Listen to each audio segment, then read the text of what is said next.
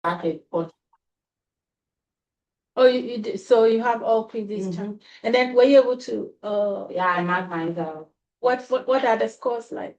At the beginning for chapter 1, I had the first time I did, I get 6/10, and I did the second time I got it 9/10, and then the review quiz too, I get 8/10.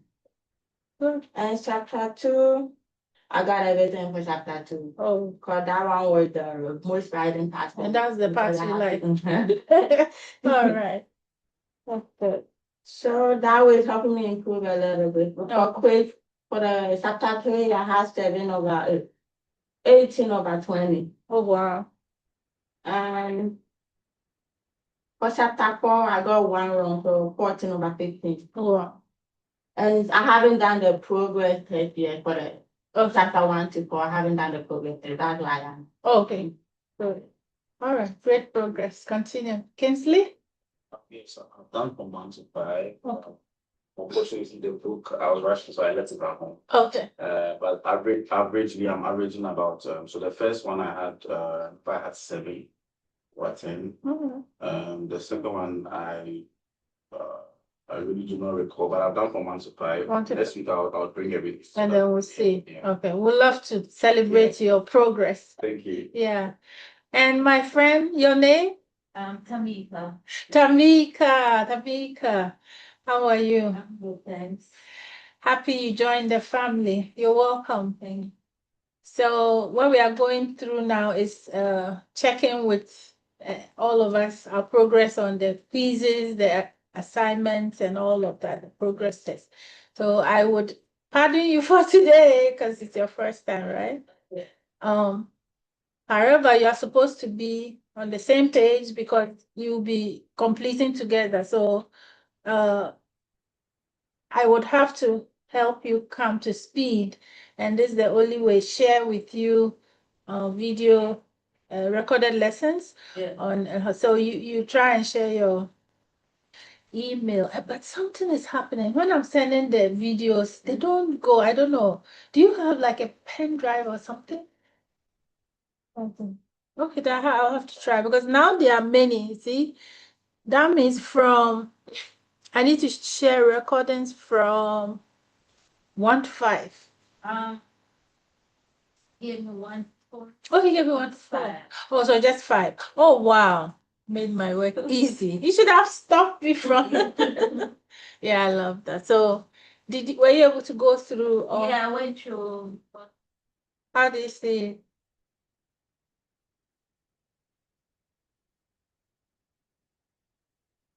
the quiz? Okay. So, what will help you to grasp more is now to do the quizzes. Yeah, the fashion statement here is you can never confirm learning has taken place. Yeah. Until you have answered questions on what you've learned. Yeah, so that's the culture we are keeping and building, you know. So apart from that, we have the iPrep tool. Do you have it? Okay, so can I ask someone to volunteer, take her through the iPrep, like because we can't do it because we did. So can someone take her through later? Give her the information. All right. Will you do that? Oh, okay, so yeah. Right. So online, let me find out. Jocelyn, you are part of the Wednesday group, right? Or you join you're just joining and that you belong to another day. Are you a Wednesday person? Yes, please. Okay. So can I hear your feedback on your assignments and the quizzes? How far? I just started, so like I'm still on it. Oh, you're still on it. Okay. All right. So don't hesitate to share your progress so we know how far you are. Okay. Okay. All right. And I hope you also have the iPrep, the iPrep information. Yes. Okay, good. So I'll be asking for the iPrep too. Now, Okay. good. Most of you are doing well with the quizzes. How about the iPrep?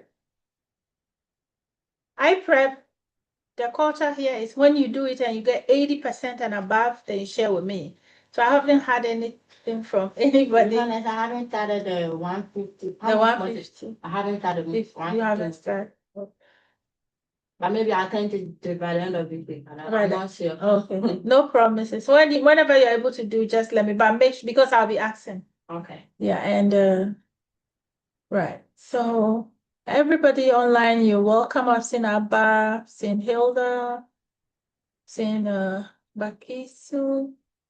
Yeah, you're welcome to Wednesday class. So whatever we're going to do today, we're following the Wednesday track, right?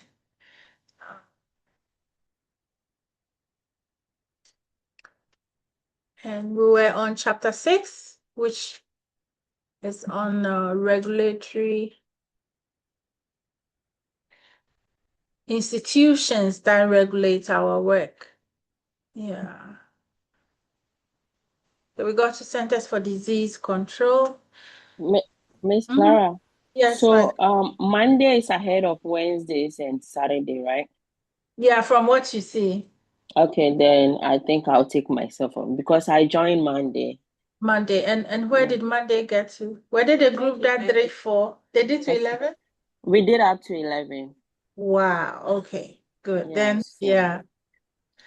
I'll take myself off there. Then I'll see you on Saturday. On Saturday. All right. Thank you. Yes. I'll see you too. Okay. Have a nice day. Thank you. You as well. So Wednesday they throw the challenge, right? But you don't have to. There's no competition because of course they started the class before you Monday and you are Wednesday. Okay.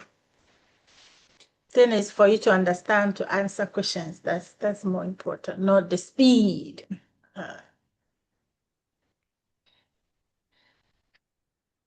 right. So the Centers for Disease Control is they put it as part of the state regulatory agencies, but they don't regulate. They come out with guidelines on what infection control, and if among others, but this is the highlighted from it. They come out with what infection control guidelines, which the other regulatory bodies, like can you mention the others? No. Yeah, so FDA is one regulation. Oh, you didn't do EPA? No, Oh, we you didn't didn't? get to that. It was FDA and then we stopped at this. Oh, okay. But it's in the book. It's in the yeah. So these other regulatory agencies like FDA, OSHA. Safety and health administration. Oh, the lady got the thing. So she got the full meaning. Good. So and the Joint Commission, which we will see later, all these Transportation. DOT, Department of Transportation. Right. So these other regulatory bodies, they regulate healthcare facilities using infection control guidelines from what CDC. So when they come, they ask you, are you following the guidelines CDC has like what the guidelines on CDC say on infection control? Are you as a facility following it? So I've seen questions where they say, which of the following federal regulatory agencies do not regulate but issue infection control guidelines? Then you know it is what? CDC, Centers for Disease. I think it was in one of the quizzes. Oh, you saw it already. Happy to It's the iPrep one. Oh, For the good. capacity. Good. When you say this, I'm happy because I know I'm teaching you the right stuff. Yeah, and I love to hear more. So that means bring me more. Let me know that we are giving you of course, we are giving you the right stuff. But when you see it as a question, then it validates that is it. The other one is you mentioned the Department of Transportation. It's a federal agency that is dedicated to ensuring what safe, fast, and efficient transportation system. So why do we have them regulating us? Because items that are processed from one facilities is sometimes sent to another, not within only. So before you transport anything like that, you have to transport it according to the regulations of what? DOT. So what do they regulate? Labeling, containment of hazardous waste, biohazard items, minimally processed items for transport. So when you say minimally transported, minimally processed items, so they say maybe they were doing something in decontam, they finish and they have to send it to another facility to, do the sterilization. So you see, it's minimally what processed. So you have to rely on DOT guideline. Yeah, I think I saw him. This one, Kweku Wapon. Yeah, I see. I'm sorry, guys. I've met all. Oh, okay. All right.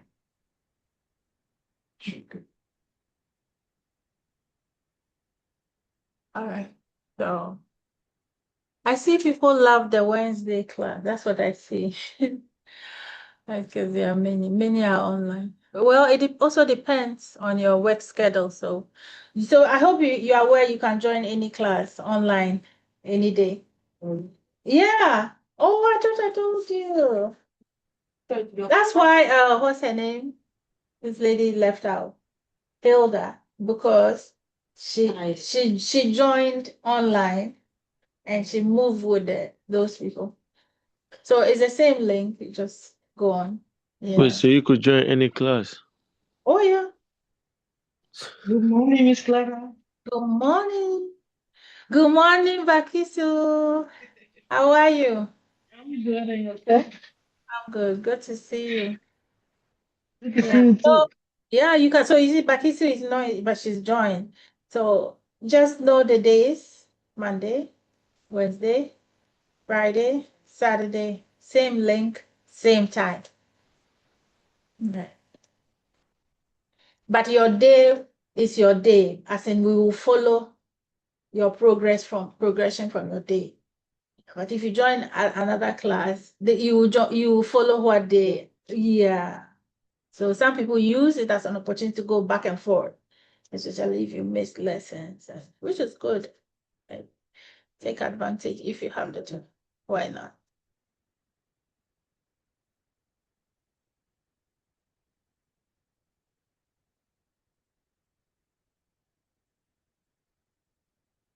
All right, so aside regulation of minimally processed items for transport, DOT also regulates labeling of containment of radioactive material for transport, radioactive materials, which we don't deal with, but just to tell us what other things they regulate.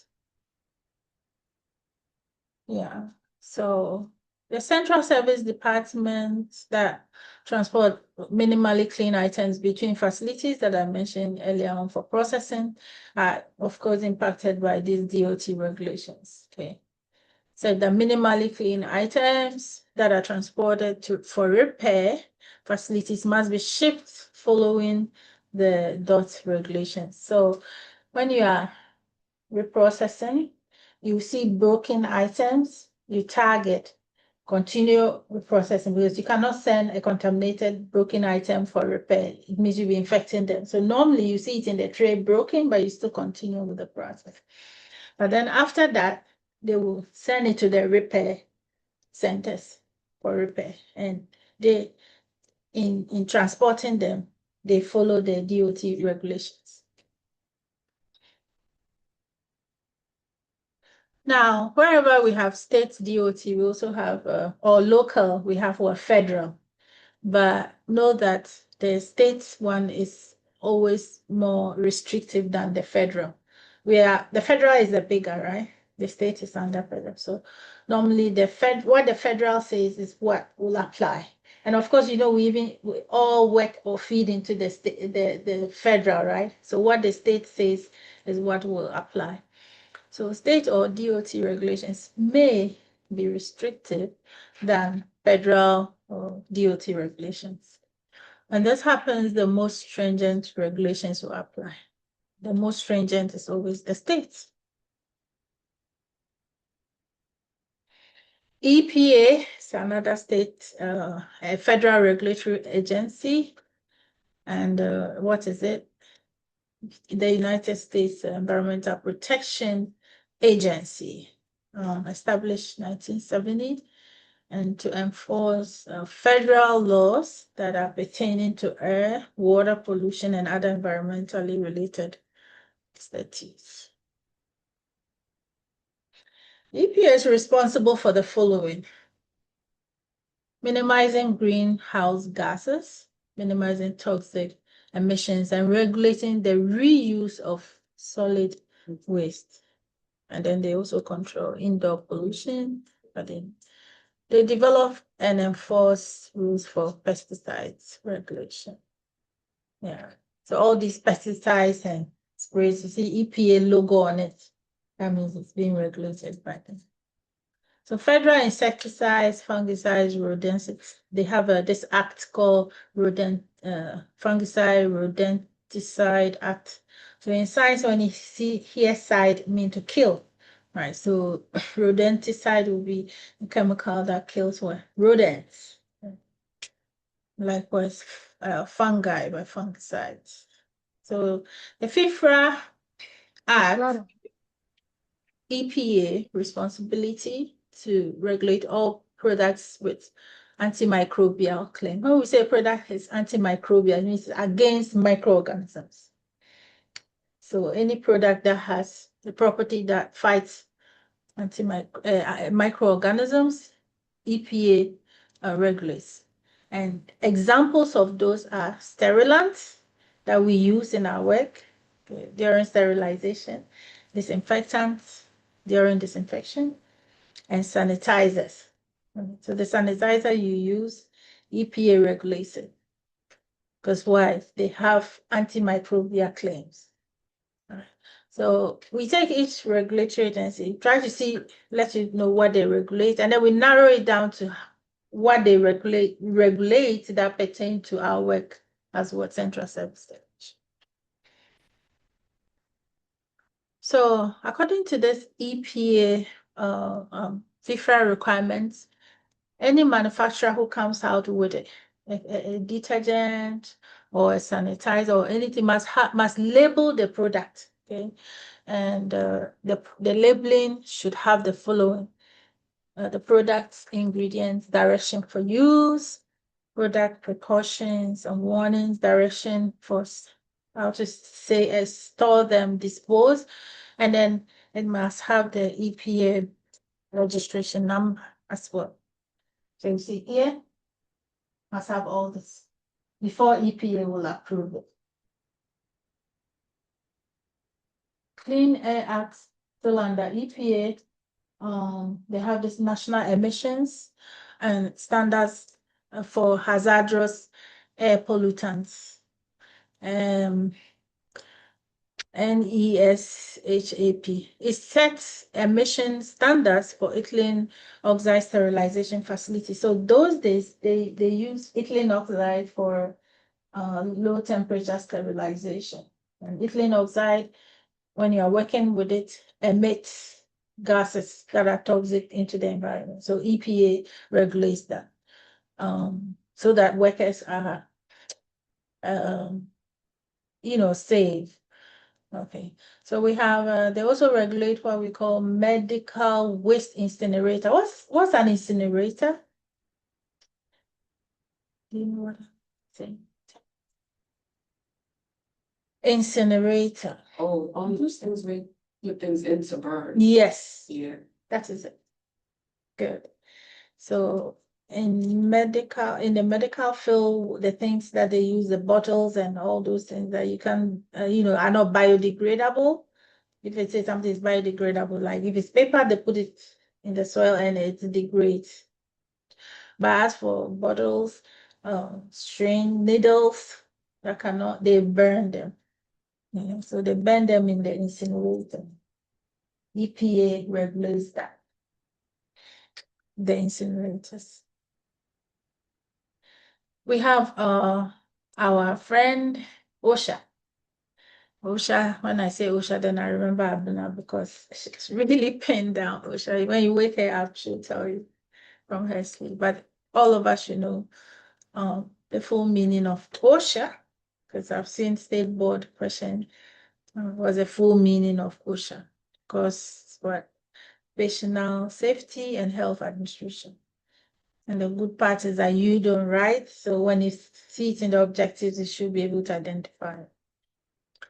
Not to worry about the history. I've not seen them ask questions on, say, when it was, when this came into being and all that. But let's enjoy some history. In 1971, the U.S. Department of Labor came in with this OSHA, and the primary role, which I want you to take note, is to protect workers from occasionally caused illnesses and injuries. So you know that this field, you are not just working, nobody's, have your back. OSHA is there and other regulatory bodies. So OSHA requires the healthcare facilities which the employer to furnish to each of his employees, the workers, and a place of employment which is free from recognized hazards that are causing or likely to cause death or serious physical harm to the employees. So that is why if you go to work and you get injured, as a result of something they were to do or not to do, OSHA can come in to, fight for you. So the employer must make sure the place is safe.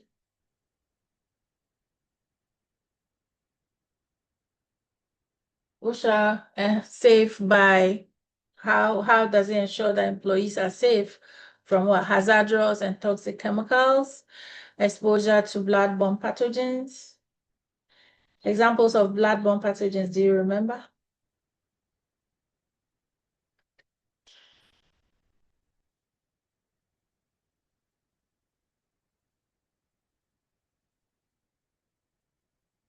We did chapter 4, right? Microorganisms. So those pathogenic ones are the blood-borne pathogens. Okay, so those pathogenic bacteria, but you can mention the viruses, bacteria, fungi, those that are cause diseases are what we call pathogens. So OSHA requires that facilities or employee exposure to blood-borne pathogens, are taken care of, so they're safe. They also protect employees from other potential hazards like falls. So for instance, if they build in such a way that the floors are slippery and you fall, that's a concern to OSHA, right?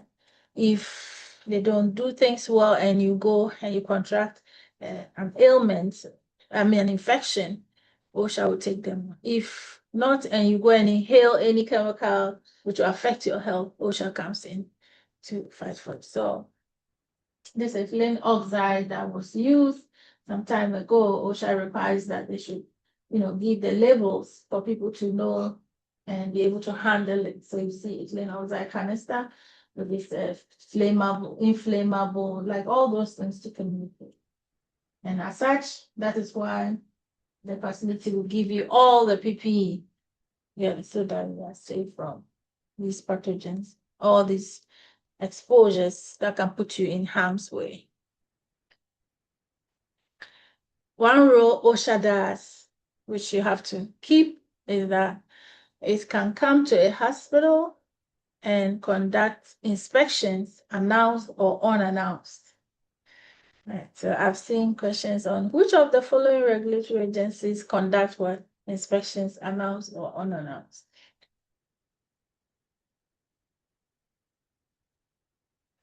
Now, OSHA has these ratings. We call the OSHA violation rating, so that when a hospital violates and they categorize it under any of them, there's a fine. So what is willful violation? Violation that an employer, who is the employer? The boss, the one who Before- hires. The one who hires. Okay, good. So it comes to the facility. So the employer that intentionally and knowingly, a violation that they know and commit, OSHA, we call it willful. OSHA will fine them up to 5,000 to 70,000 US dollars. And if the violation is serious, that's a violation in which there is substantial probability that death or serious injury could result. And the employer knew, okay, and should have taken known of the hazard, but did not, OSHA will fine them up to 7,000 US dollars. We have the repeat violation, a standard regulation of rule whereupon reinspection a substantially similar violation is found. So they realize that you violated this as an employer, and then later they find out that a repeat of it, a similar one, then OSHA will fine them up to 70,000. Failure to abate. So it occurs, and then they look on for it to occur again. With that, failure to correct or a prior violation results in a penalty 7,000 per day. So if they allowed it to happen like 10 days, it was 7,000 times 10. So we're done with the federal agencies. So let's look at state agencies. So this is to tell you, if you have a federal agency like DHS, Department of Health and Sanitation. When you have the federal DHS, you have what? A state DHS. If you have federal DOT, there's what? State DOT. If you have federal EPA, there's so whatever is at the top there, we have it in the local again. And then OSHA may have regulations that are more. So what they are saying is that in all of this, the state one, so state OSHA, states all of this, any of that, may have regulations that are more stringent than the federal regulations. And the most restrictive will always appear. We are done with the federal state agencies that guide our work. We're now going to look at the professional associations that also guide our work, but they do it through a different way. How do they do it? The professional associations, they develop, promote voluntary standards that set the foundation for best practices. So take note, the regulatory agencies, they regulate. The professional associations, they don't regulate, but they set standards for what? Best practices. And what are they? So you need to know the difference between. We have the AAMI, which I ever saw a question on. So you have to know the full meaning. Association for the Advancement of Medical Instrumentation. Okay, I'll skip the history and let's go straight to what they do. So it's a technical advisory group made up of practitioners, experts, manufacturers who develop recommended practices and what standards. Good morning, you're welcome to this.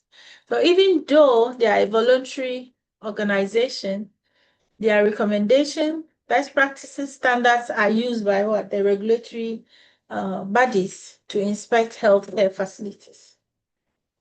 So when OSHA comes around, they can come around, announced or unannounced. So when they come, how do they regulate? Okay, let's see. Are you following the best practices outlined by AMI? You get it? Are you following those outlined by CDC? So AMI is a voluntary consensus organization with membership of over 6,000 individuals in 375 organizations. Next professional association is ANSI. What is ANSI? American National Standard Institute. I've seen, I've seen a question couch on them before. Let's see what they do. But in summary, they are there to ensure that anything presented in America should be of standard. Okay. So if you come out with any procedure to be used in America, you have to pass it through them for them to ensure that you're doing it under their standards. Okay. So agencies like AAMI, when they come out with their guidelines, they'll submit it to ANSI for approval before it comes out there. We have the next professional association of Perioperative Registered Nurses, AORN, Association of Perioperative Registered Nurses. So this is an association that came into being by nurses in the operating rooms. They came together to come out with best practices for patients that are undergoing surgery. So it's a professional organization that is dedicated to providing optimal care to the surgical patient. Who is a surgical patient?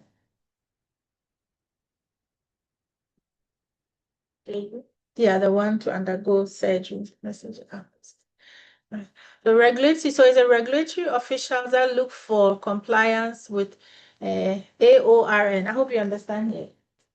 So AORN is not a regulatory official, but those regulatory agencies, they rely on compliance with AORN standards, recommended best practices, and guidelines when they come to do their survey. Okay. The next one is Association for Professionals in Infection Control and Epidemiology, which is APIC, founded in 1972. And I always want to just go to preventing healthcare associated with infection. Anytime you see APIC, it's about infection prevention. It's also voluntary, dedicated to preventing the control of infections and its related outcomes. EPIC works with CDC and other related agencies to adapt infections and disease prevention. We have the International Organization for Standardization, that is ISO. When you see this, they ensure standards in the international level. So what do they do? Who are they and what do they do? So it's globally based, non-governmental standards organization. It represents approximately 156 member countries. Standard groups such as AAMI submit standards which are granted international standard organizations status based on the consensus of membership. I know there are many, but try and follow and read later. I always tell you the key areas. The Joint Commission is one of them. They ask questions on it, just like they ask questions on OSHA. So remember, OSHA is regulatory, that comes unannounced or announced for inspections. The Joint Commission is under the professional associations, but I'll tell you they also come to do inspections, announced or unannounced. Okay. Essentially, they evaluate healthcare organizations and inspire them to excel in providing safe and effective care of highest quality and value. You see, when your throat is talking to you and you don't,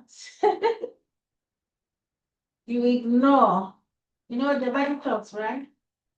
It will give you a, all right, so let me take some.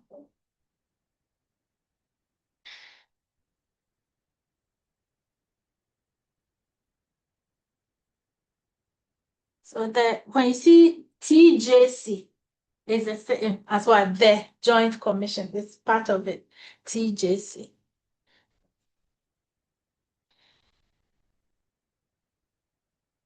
It's a non-profit organization, sets healthcare quality standards, and it's used as measurement of organizational quality. They survey approximately 15,000 healthcare facilities here in the US, and they conduct on-site inspections. They do this announced or unannounced. What happens is if a facility should lose accreditation from the Joint Commission, that hospital will not get reimbursement from Medicaid. You know that the hospitals, they're run by fundings from where? Medicaid, you call them what? Medicare and Medicaid. Yes, good. So when you fail as a facility, the accreditation of Joint Commission, you will lose this. So automatically, it means the hospital will be closed down. So anytime they are coming, to conduct, everybody from the boss to the helter-skelter.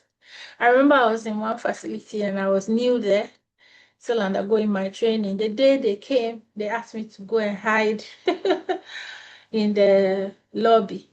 Why? Because if they ask you a question and you are not able to answer, it goes against the whole hospital. So they will not risk it. They will tell you to go and hide. If they know you don't know the hospital too much to say it. Very, very serious thing. OSHA and the Joint Commission. We have the National Fire Protection Association. When you see this, I mean they're involved in what? Fire and electrical hazards. Okay. It's an international organization that works to reduce burden of fire and other hazards, made up of representatives from nearly 100 nations and organizations, and they set fire safety standards. We are coming to an end there. I know it can be boring if there are many. We have the US Pharmacopoeia National Formulary, and I will just summarize it so it doesn't become so much overwhelming. What they do is essentially they revise standards for medicine dosages, drug substances, and dietary supplements, okay? And they set standards for packaging, labeling. Why are we concerned? Because the things that comes to us are packaged. They are supposed to be labeled in a certain way. So before anything comes to us to use as a detergent, a sterilant, and all that, they go through all these arms of regulations and what the professionals, the guidelines set by these professional associations. The World Health Organization is the second but last. Promise you will soon end. Okay, and World Health is like a bigger one. They further international cooperation improving health conditions. How do they work? Their main task is to combat diseases, promote the general health of people, the world, and then associations such as CDC base their policies on World WHO guidelines and research. Now we have this that I'll tell you to take notes because I've seen them ask questions on it, which is SGNA, Society of Gastroenterology Nurses and Associates. Know it as it is and the full meaning. What is peculiar to this is that they regulate they come out with guidelines relating to the processing of flexible endoscopes. See, they are specific to regulating flexible endoscopes.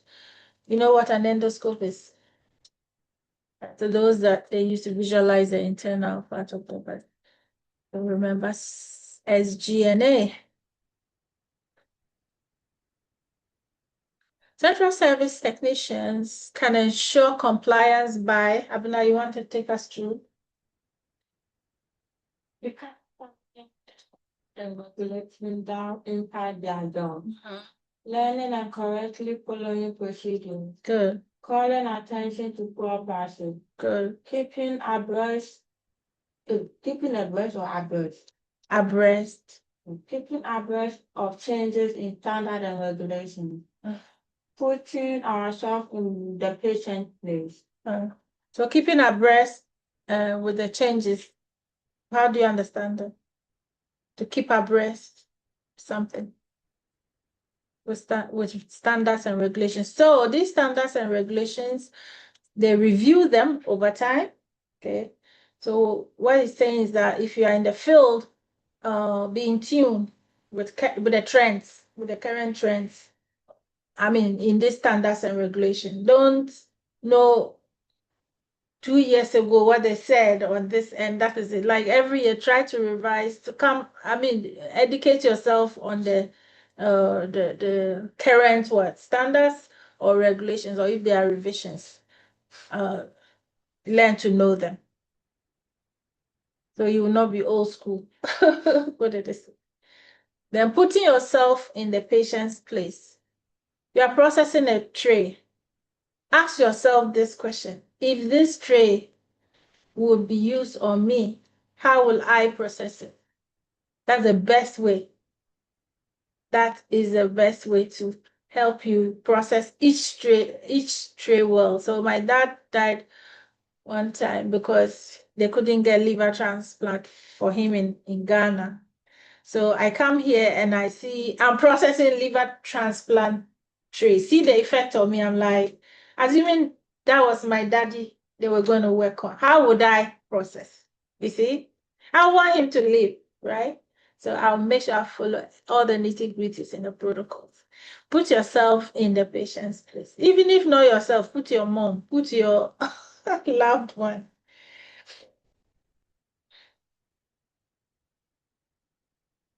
On this note, thank you so much for helping us to end the journey on regulation. And I'm happy to announce that we are now going into the state board area act sections, which is from 7 upwards. You ready? So here I tell students to fasten your seat belt, open your retention faculties, tell all the things that send the mind away. No more wait for me, because I need to get every letter to the word. I need to pass state board. I need to pass state board one time. Okay. So we are decontamination, point of use preparation, and transport, chapter 7. So what are the objectives?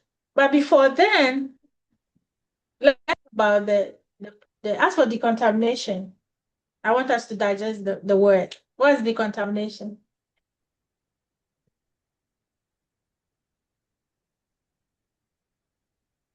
My teacher, if you can't recall what he taught you yesterday, he will never move to the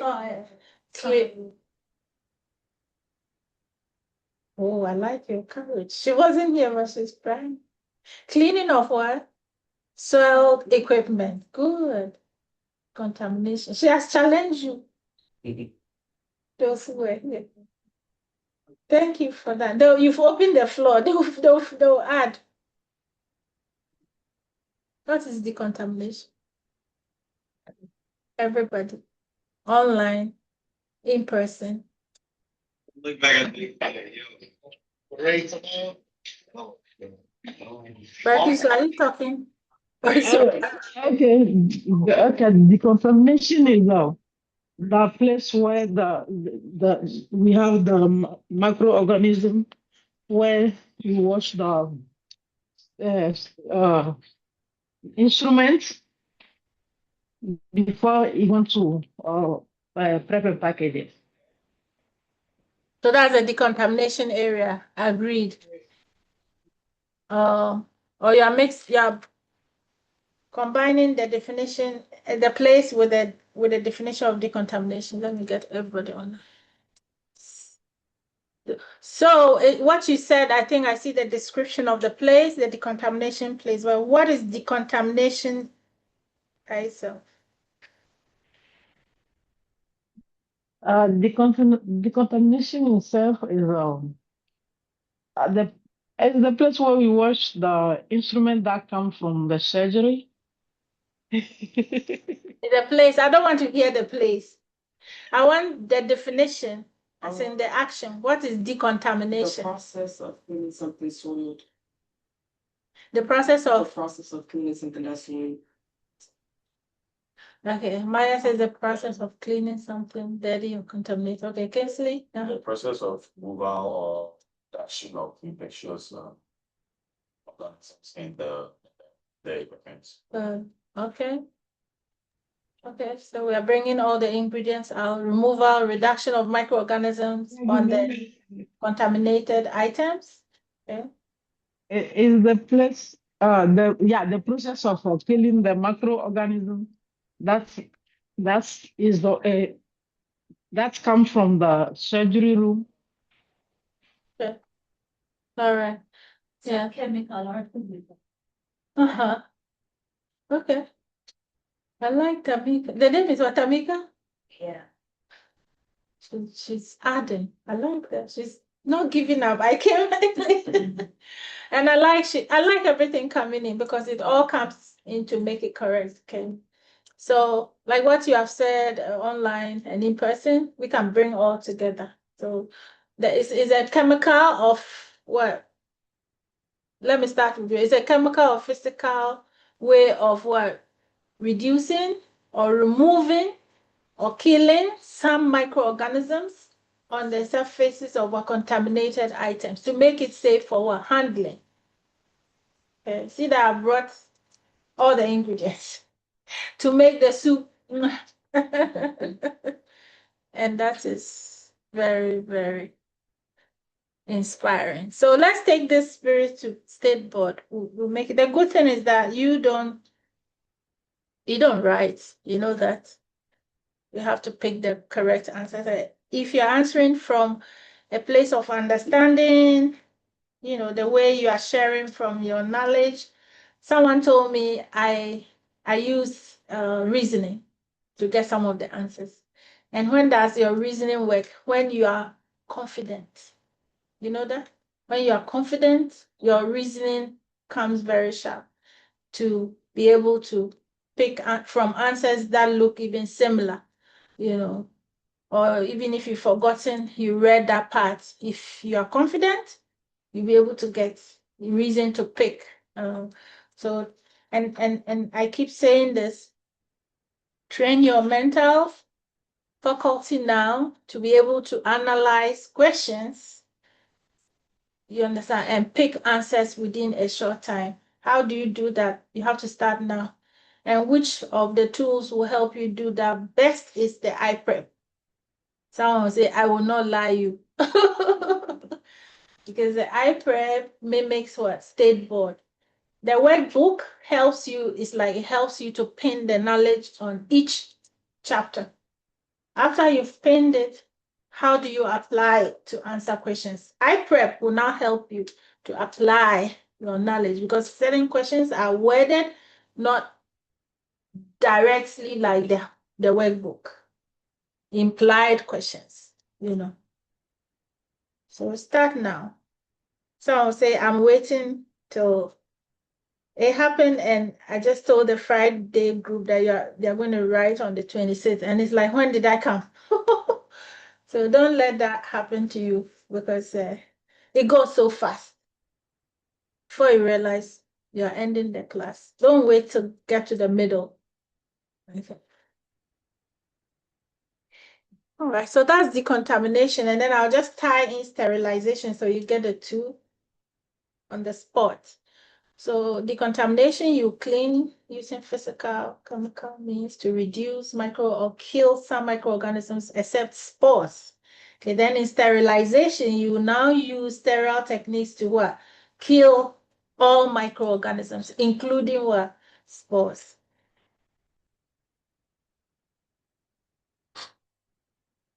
Now, when we say point of use preparation, a point of use is the place where the process medical instruments are used in the hospital. Give me examples of names of point of use in the hospital.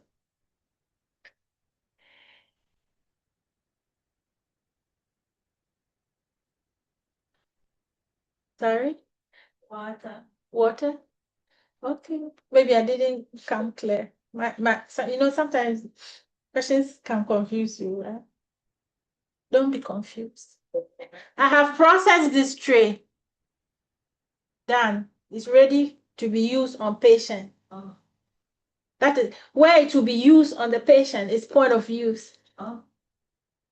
So give me examples of Operating operation room. One. So the first question confused you.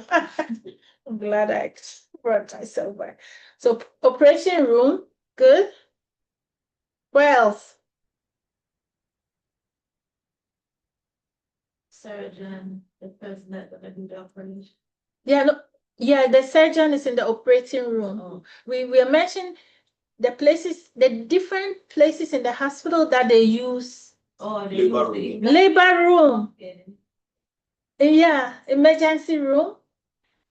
Good. See, somebody opened the door now. In the labs. All right. ICU. Yes. Anywhere in the hospital they use our process the Nikki. point of use. Sorry? NICU. Let me open this one. No, I said, do they use instrument in NICU too? NICU, where the infant? NICU with babies. Yes. Yeah. Do they use that? Yeah. As long as they use it on for patient care. Yes. What? Excuse me. I think she went to the store. Oh, this is not for my ear. All right, so let's mute our backgrounds. So what it's saying here is at that point of use, there is some preparation going on or reprocessing on what? The medical device. So as a matter of fact, that preparation starts there and then it comes before they come to us.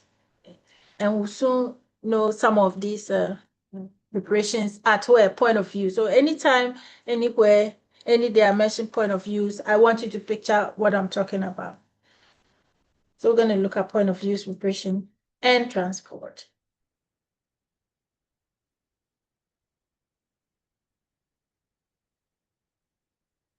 Okay, Amaya, take us through the objectives. Review the 3 priority goals of soiled item transport.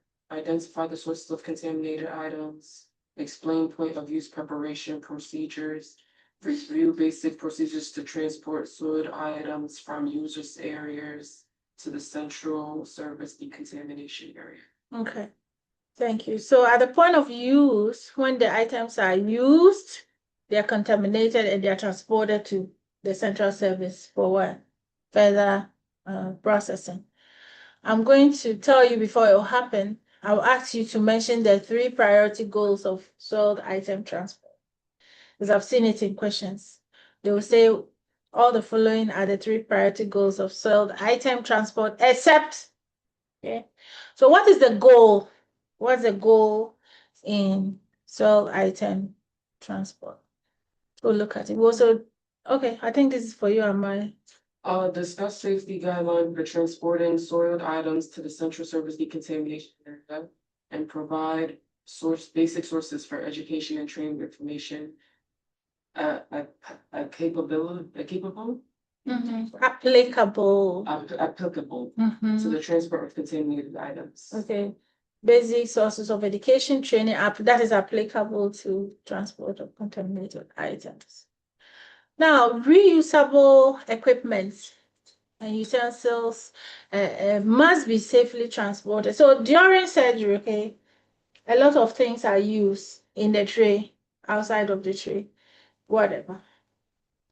So I want you to picture it. After surgery, some of the instruments are thrown away. Those are the disposables.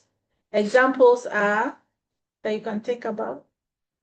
Like after surgery, what do you think they'll throw away? Gloves, tissues, gauze, all those things. Rubber tubings, things they will use to connect. They throw them away. Correct. Needles, they throw. So these are our disposable. It is the reusable ones. Okay, like if this was parts, they will not throw this away. So it's the reusable ones that we are training ourselves to go and help them reprocess. Already they are reprocessed so that it can be used on what?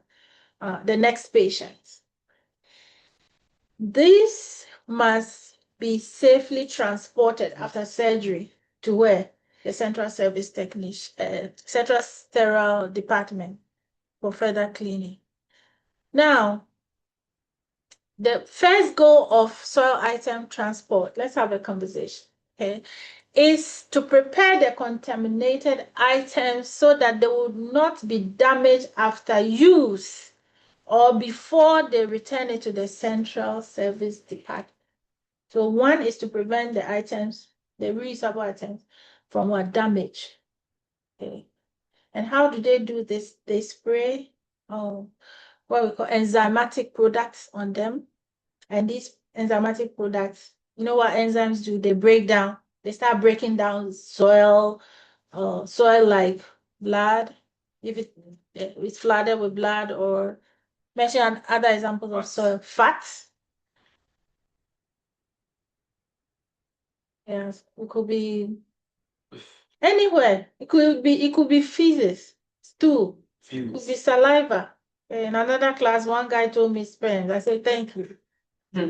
Thank you. If wherever it was performed, it could be brain tissues, So they would pour enzymatic products on it there before they would send it. So it actually has to come to central service department wet. When it comes and it's dry, they allow it to dry, you can report. Yeah, so this is what.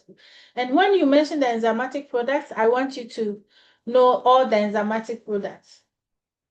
Okay, there are 3. I'm just tying it in, even if it's not here. So we have the amylase. Those that contain amylase. Lase is anything here, lase is the enzyme. So amylase is an enzymatic product to break down what? Carbohydrates. If you hear protease, did I share it on your group? Let me share it. I think I shared it on the other post. So you have the 3 enzymatic products. So I don't want to leave a stone unturned and someone turn it the other way. I don't want to leave unturned stone.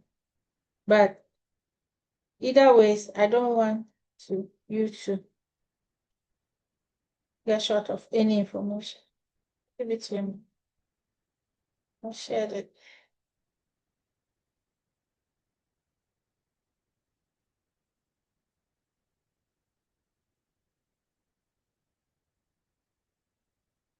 But you those who have been following the group, did anyone spot something like that? Like the enzymatic products and what they break down? Please, the platform is for all of us. Another is if you're not able to join one class, you can still benefit from what they learn. So you understand, make good use of it. And it's very important, especially if you are like 2 days to exams. You know why? Because in there, we put the highlights. We put the key points. I think I shared this on Monday. So let's go to the Monday. All of us help me go to the Monday class. I shared an information on the enzymatic products.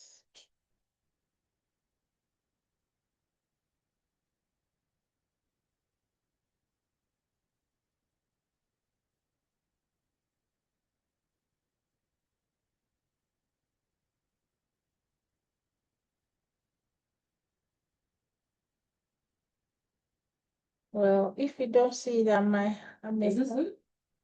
we have protease. Let me mention that we have protease, amylase, and lipase. and lipase. Yes, Lipase. reshare, repost. Thank you. That's very good.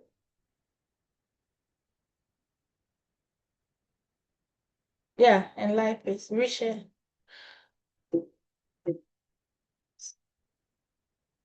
So these are the 3 enzymatic products and what they break down. I've seen questions on it too, so that's why I want us to have that as well. So when they spray these enzymatic products on the contaminated items after surgery, they prevent the instrument from what? Damage. Okay. Because assuming you continuously allow, say, blood to, dry on this, over time it will get stained, lots of a whole lot of reactions. So remember, the first goal of soil item transport is to prevent what? Damage to the instrument. Secondly, we said that during transportation from the point of use to the central service department, is done in such a way that you don't cross-contaminate the environment. The environment between what? Point of use and central service.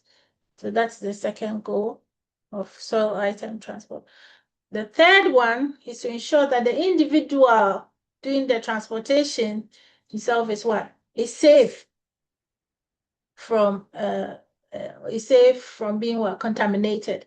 And that's where they will ask the transporter to wear the appropriate PPE and observe or the signages that communicate. So if he's transporting dirty items and you see biohazard on the container, it tells you that whatever he's carrying is what can be hazardous to a human being.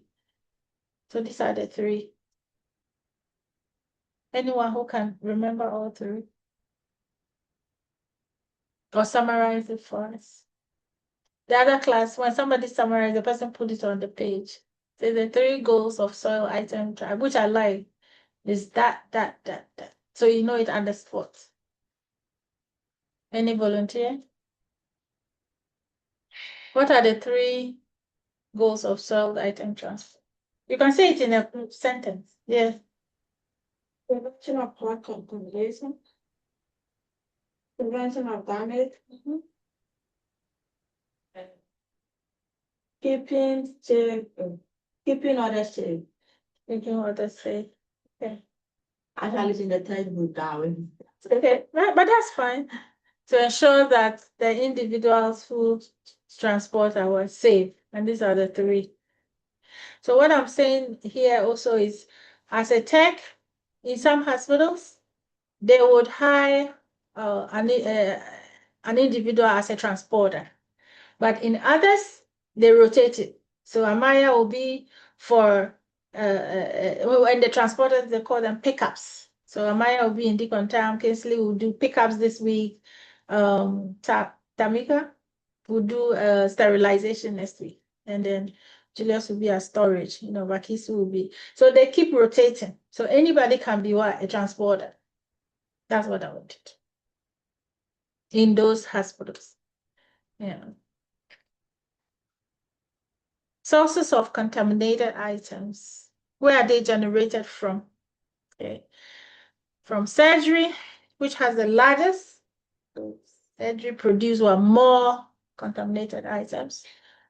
Others that also produce contaminated items. You see, you were mentioning the staff. So sometimes be confident.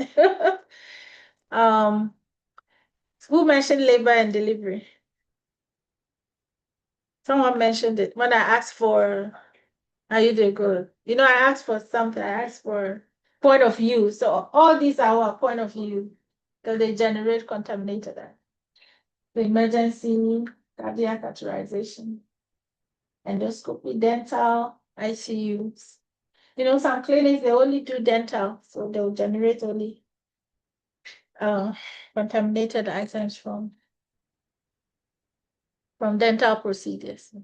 But some hospitals, they do everything. And when they are generated, how are they transported? They're transported in, so anytime I mention carts, this is what a cart. You hear me say a cart washer. It's a washer that washes carts. I'm just saying it so when I mention it's not like, we have washer disinfectors or ultrasonic machines that wash what? The instruments. Okay. or yeah, in the trays. So these trays, they are always put in the rigid container, and these rigid containers are wrapped. If it's wrapped like that one, isn't it? They are put in the carts and transported to the point of use for patient care.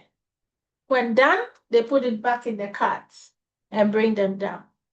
So when they are bringing the carts down, when they are bringing a cart down with contaminated items, they'll put a label like dirty, okay? So you know that they are carrying dirty items. And when they are done, say reprocessing everything, and they clean the carts, they clean the carts in the cart washer as well, okay? And then when they are transporting back clean items, they put their clean, right? So sometimes we take note of this. However, in some hospitals, they would just designate some carts to carry soiled items, and that's for soil. So the methods of transport, they're transported in carts.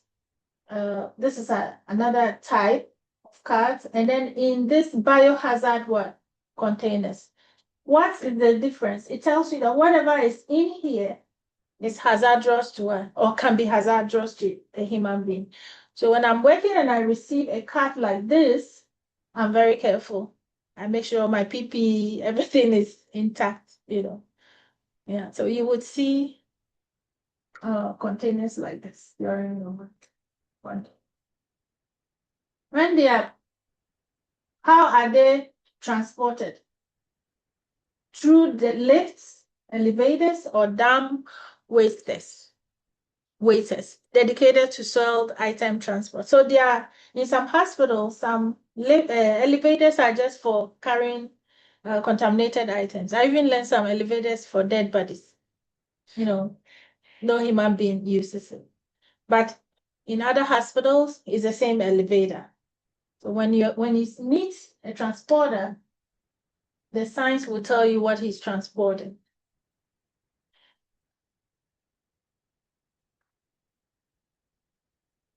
Apart from that, we also have the hand delivery item transport. So you are there and then somebody comes with an endoscope. They also come by hand to deliver it to the central service department. Where do you think this woman is in the department? Storage. In storage. In decontamination. 2 answers. Let's defend. What makes it storage?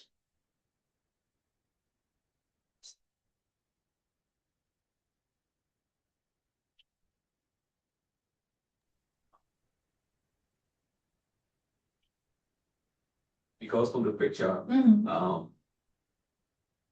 I can see that's like there are no sinks or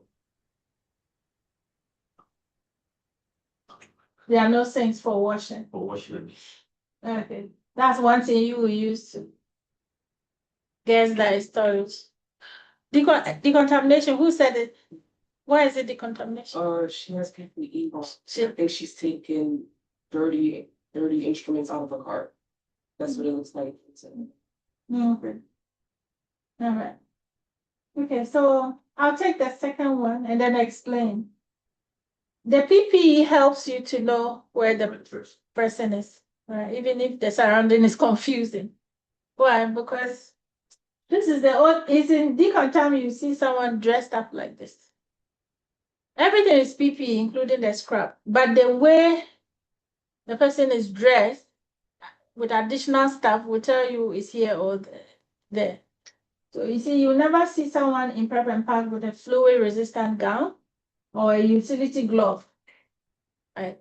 As for the hair cover everywhere, and then the shield beard cover for men you wear it in decontaminant. But especially this will tell you where the person is. So this person received a hand-delivered item and is about to process. So you go there and we put the contaminated items on the table for you, but it actually comes in the carts like this. and then you will do what? Take it out. Yeah, this is how it comes.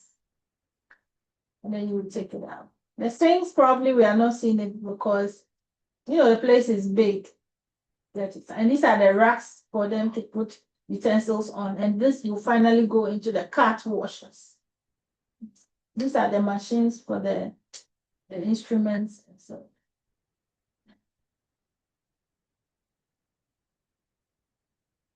What are user departments?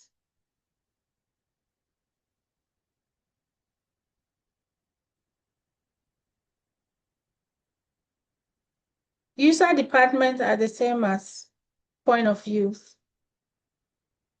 Okay. User departments are departments that use what? The instruments. Okay. So what they're saying is that they should have a designated place that will hold or retain what this contaminated item until a sterile process like the one doing pickups come to pick them. So it's required that in that room, on that door, there should be a sign like this, biohazard.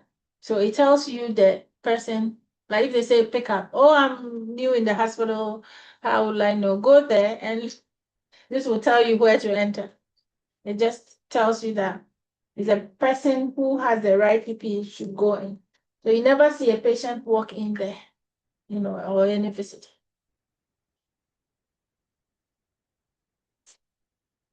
This is another point to take note. Instrument decontamination begins at point of use, not in the decontamination area. I'm breaking it down. Yeah. Does it make sense? Yeah. How? The instrument of these still at the point of use, so it starts from the OR. It starts from the They have to spray it with the solution to break it down, then transport, then contamination. Yes. So that because point of use preparation is what? The beginning of decontamination. And that's what it said, is that. So I've seen a question too on that.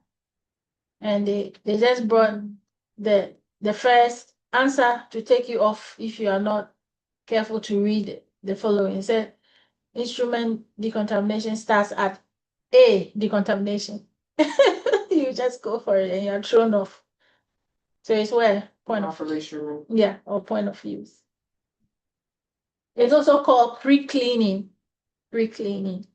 The cleaning itself will be done in decontam. So pre-cleaning, anything you do, prepare the item before you clean.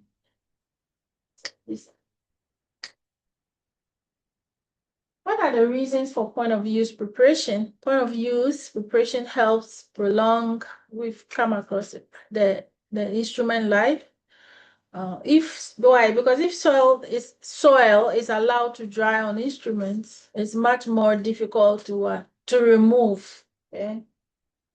I remember I had a tray that they had dry soil on them, and the soak time in the sink is how long? 5 minutes, but I ended up soaking for 15 minutes. Yeah, because it was dried. It needed longer time. So before I could now physically brush it. Kingsley, take us through the point of use guidelines. Follow manufacturer's instructions for point of use cleaning. Keep soil instruments moist. Good. So these are the guidelines are point of use. When they say gross soil, it encompasses what? Julius? Tissues, blood, Other body substances. So this is gross soil. This is what you see and say the thing is what contaminated. And these are the things that contain the infectious organisms in them. So what I want to say, the pathogens are in these tissues, body tissues on gross soil. And point of use guideline, you have to remove this all. So we are still talking about point of view. After operation, they are supposed to remove anything that is disposable. Okay, and they include the needles, the sharps that we mentioned, They also include sometimes linen. You be working, you see bring a tray with linen. They are supposed to remove it there and put it in appropriate container. However, when it comes down and they didn't remove it, you take it out, put it in the appropriate container.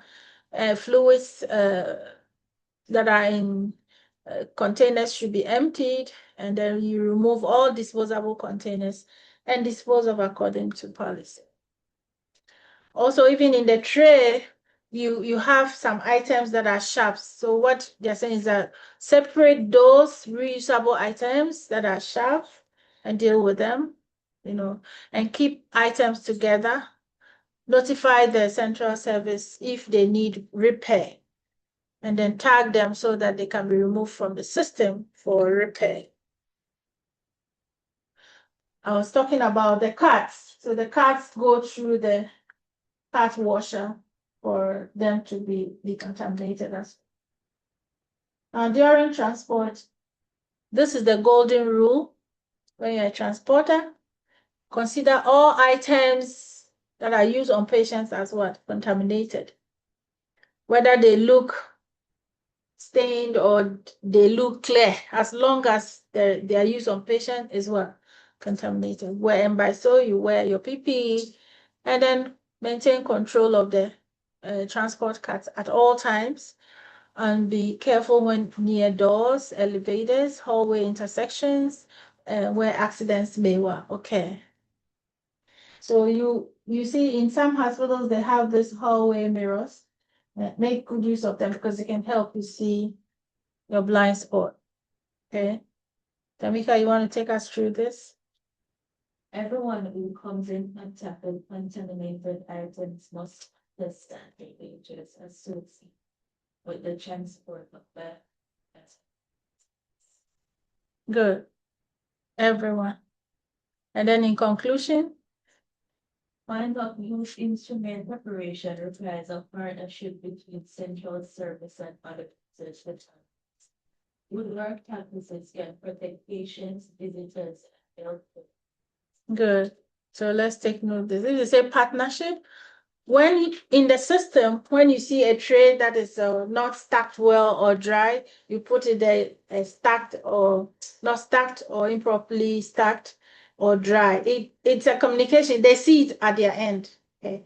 And when we also send trays up with instruments that are not functioning or missing in a set, they also put it. So you also see, and that is what communication. So we all know what is happening to bring about better service. It needs a collaboration between the two. On this note, we come to the end of our point of views. Do you think there will be a question on point of views you can answer? Yes or no? You ready to answer questions on point of views? Okay, so I'll ask for it next week from the workbook. Right. And then you do this for me. I also do it unannounced. One day you come and I'll just say, we are doing progress test 1, progress test 2, progress test 3. Now you've done 4 chapters. So there's a progress test 1 waiting for you. Oh, so 1 to 4. So 5 to 5, 6, 7, 8. That's another 4 chapters. That's progress test 2. Right. So that means I can come in with any of this. I'm saying it, but I'll come like OSHA.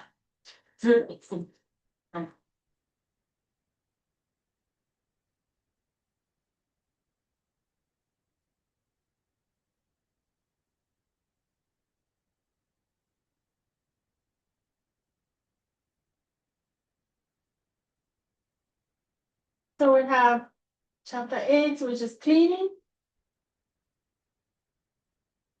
This is another area state board will not end their questions without asking questions on this chapter. And it's what? Cleaning. Cleaning. Right. Okay, so Jocelyn, can you talk wherever you are? If you can't, I understand. Some people are working, because I know. You can, then I'll let someone take us through the objectives. Who can? Bakisi, you want to take us through the objectives?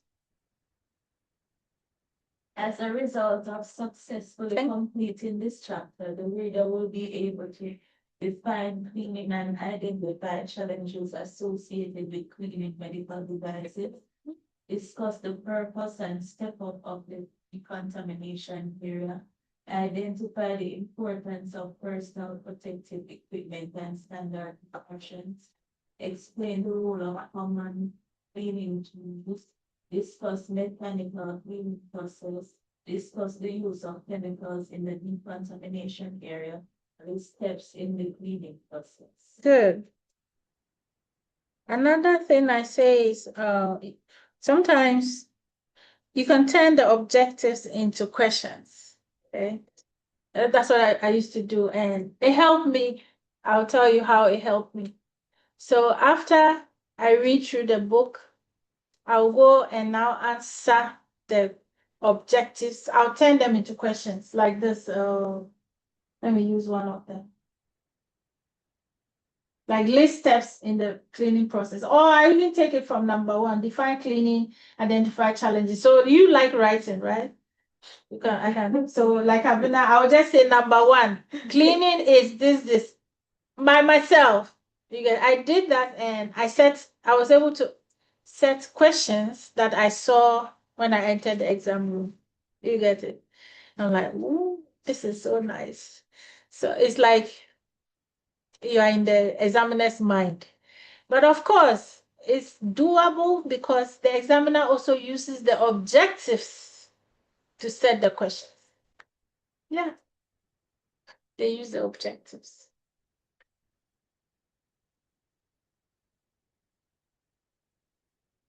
Introduction. Cleaning is a cornerstone of instrument processing. You know, everything we are doing is instrument processing, from decontam to prep and pack to storage. Everything is instrument processing. But the cornerstone is cleaning. Why? An item that is not clean, you can have the best sterilizers, you can have everything working well, but it will not be properly sterilized. You get it? That is why they say cleaning is the cornerstone. You can have all the indicators, you can have all, but as long as it wasn't cleaned well, it will never be properly sterilized. And then you continue to save instruments that are not properly sterilized, and then you use it on patients, and it comes back to bad results or outcomes. Yeah.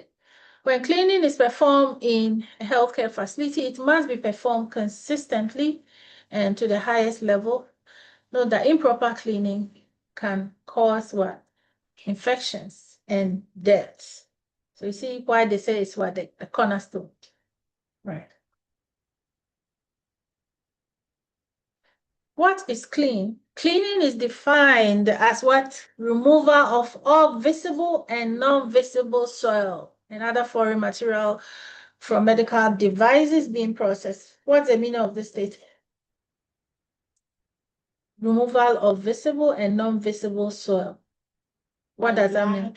Mm-hmm. It's decontamination.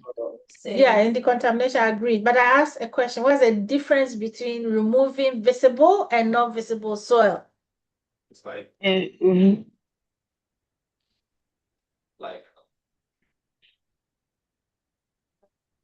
Just as you said, sometimes you can see the blood and sometimes you don't see. So whether or not you see the blood, you have to clean it properly. Okay. So I want you to see me. Let me see, as I see me, not see me. I want you to let me see the visible parts and the non-visible part. I think Okay, the cleaning of the visible part has to do with the non-visible part has to do with sterilization. But everything is cleaning. Remember, cleaning is all done in decontam. Sterilization is done in the the second area, which is prep and pack. So everything is on decontam, but cleaning. And we're supposed to clean both visible and non-visible. I want you to let me see that. Once I get live. Yeah, something like that. And the non-visible ones are the microorganisms. They are the microorganisms. Yeah. What is it close to what you were thinking? Yeah, Tabitha, I agree because you just joined us. Because we did microorganisms. In fact, they are the reasons why we are taking this certification to go and fight. It's just that they are in the blood, they are in the body tissue. So when you are cleaning, your mind should tell you that you're not only cleaning the blood, but you are also reducing what? Or killing some of the microorganisms. Remember from the definition of what? Decontamination. Contamination, you clean too. Yeah. So in cleaning, this is the mindset. I'm clean today. You clean, right? I'm cleaning to remove both the blood that I see and the microorganisms that I don't see. So the brushes will do the physical removal. Okay. The detergents will do the killing of the microorganisms. That is why you have to follow the protocol to put the right amount of detergent in the right amount of solution.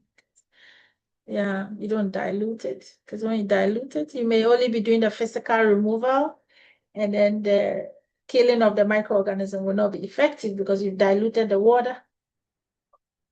Yeah. So with the visible parts, for example, like with the blood, when we clean the blood, you can see that it's gone out of the. Yeah. The invisible parts, is there any method to detect To that? verify. Yeah, I get it. There's no method, but the only sure way is that as long as you soaked it for 5 minutes in detergent, Okay. then it's taken care of. Okay, so currently there's no clear path to know if all non-visible soil has been removed from the equipment. The way we know is when it goes to sterilization, you will know, because when it comes out and as for that, it will not only be clean, it will be killed. And you will know because we have monitors of what sterilization. Right. Monitor, which we'll get then. We have the biological indicators, we have all of that. Yeah. It's an interesting field. Yeah, but I agree with you because it makes sense. This, when it's clean, it looks same. Yeah. When it goes into a sterilizer, it looks same. What is to justify the microorganisms are? Which is a valid question. So what they do is, you are now tempting me. Someone said, don't tempt me. You're tempting me to go to chapter 17. So this, yeah, should I go on? Or it will be confusing? So when they are putting this into the sterilizer, so this you can verify in decontam, agree, but it is verified in prep and pack, because this will go into the sterilizer and it will be accompanied by a biological indicator that has stubborn microorganisms like spores, more stubborn than the ones on this presumably. Like they put the most stubborn ones. It's like in class, if I want to know the strength of I'll pick the one who is very strong to go and fight. Then I know that my class, you can go and fight that whole class, that whole school. So that is what they do here in BI. So when this BI goes into the sterilizer with this instrument, comes out, they take it, incubate it. Incubation is like giving it all the conditions to let microorganisms grow. Okay? And if they are dead and you incubate them, there will be no growth. So you have a negative BI. And when you have a negative BI, it tells you that the organisms here are dead. But when this comes out, you incubate it and there's growth, it will be what? Positive. I'm telling you the test results, it will be positive. So when it's positive, then it tells you that they are still microorganisms. So that's the way it's in stages. So are they going to do all? Oh, no, one by one together. So they'll put, like, you see these containers, the wrap things, everything that you've packaged. Did you do packaging? No, she left. Oh, try and do it because, I'll update her when she, sorry? that's what I'll update. Oh, you did Yeah, 'cause packaging. she left. Oh, yeah. So you did all the packaging. Yeah, I did all. See? Today she'll show you difference. She'll show you levels. But I like it because I always want somebody to this is what we do. You know, the people there, they train you when you go there. Because it's like you train somebody in the person, and as you are training, you get. So today I will let her do the packaging, you see, and then I'll know whether she also it's a way I also test it. The next time you also do it for someone, then I'll be yeah. So you like it. It's practical. And I tell students, don't worry how you do the work. I can tell you can even do the work without comments. You get it? What you should worry, because of course, if I observe you drive a car every day, one day you give it to me, I try. You know, some people do it, they don't go to driver's thing. But here you can also enter the hospital without the certificate. State board is the one you should worry. And I tell students, the hands-on, they will not give you a sync and whatever. But when we are teaching you, we tell you the questions they will ask on hands-on on the state board. And we always will put that, especially the last class, I made them to put, I even said the lady should share with me, you know, because sometimes I also, you understand, certain things come, I don't even plan. And I said, give me those slides. I want to give it to someone who is preparing for state board because those are the areas they ask on hands-on. Yes, I think it's the last class. So go pick up those slides. And if you're preparing for state board, concentrate on them for hands-on. Are you getting me? Right. So let's continue on cleaning. Right. Yeah. So what they're saying here is that when you're cleaning, make sure you are removing both seen and unseen. Why? Because medical devices may appear what? This way, you would say that at a glance it's contaminated. After cleaning, you see it like this, right? And you still think it's what? You think it's clean. But in actual fact, if you look under a microscope, it's this. It still has. And this is when you haven't followed the protocol to allow it to soak for 5 minutes, put the right amount of detergent in.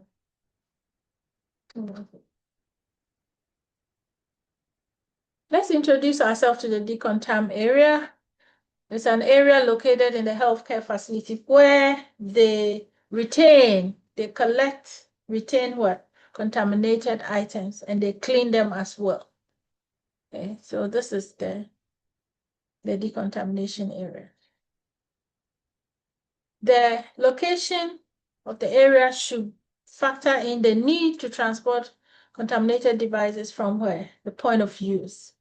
Proper transportation of contaminated devices is necessary to reduce the risk of cross-contamination, which we saw in the 3 goals.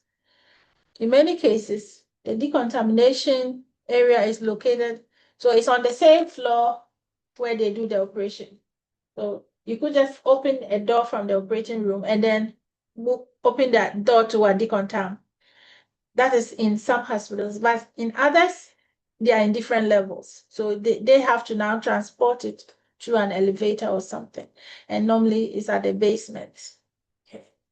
For those hospitals. We have what we call engineering controls in decontamination. What are engineering controls? These are structures or measures put in place during the building or in designing the area so that it takes care of our infection control. What are they? They make sure, in that place, decontam constantly there are spills, there are splashes. So they design the area so that they'll create the need for surface cleaning and disinfection. So they'll create the area with walls that from time to time, the house, what do you call it? Housekeeping, right? They are the people who will come to do the surface disinfection. Also, they said that the walls of the decontam are not constructed of particulate or fiber shedding material. Because if it's particulate or fiber shedding, it falls back. That means anything landing on it as a contaminant or pathogen can fall on you or somebody. So I've seen this being asked in state board. Should not be constructed of particulate fiber shedding. The healthcare facility should have a process for monitoring HVAC, that's HVAC, that's the air conditioning. So they monitor it to make sure they are performing at the recommended values. Yeah, and also anytime there's variance, for instance, if the temperature, I hope you still have that diagram that says that has all the parameters and their levels, like temperature and decontam should be good. You keep those ones from now to state board or the final exams. Make sure even when you're sleeping and I wake you up, what's the temperature and decontam? Not sleeping. I'll even get you there because there are questions I have for everyone. Like before you work in decontam today, you have to tell me all the parameters. If not, you will stay here so you can't tell me. You can pre-inform me. I'll be at the gate. Abena, are you ready to enter? Yes. Tell me all the parameters and their recommended values. Right. So the temperature there is what? 60 to 65. 60 to in decontam? You sure? Decontam 50 to 65. 60 to 65. Which one is 68? The prep and Prep pack and pack is what? 68 to 73. 68 to 73 temperature. And storage is what? 75 or lower. 75 or. So it's like that when there's variance, like you go, decontam is supposed to be 60 to 65, and then when you go in as a technician, you realize that it has fallen down to 40. Yeah, there's variance. You have to report, the HVAC people will come and bring it back to the standard. They also designed the place to have ventilation, that's air moving in, air moving out. And this happened 10, when they say 10 air exchanges per hour, it means air moving into the building from the environment and air moving out from the building to the environment.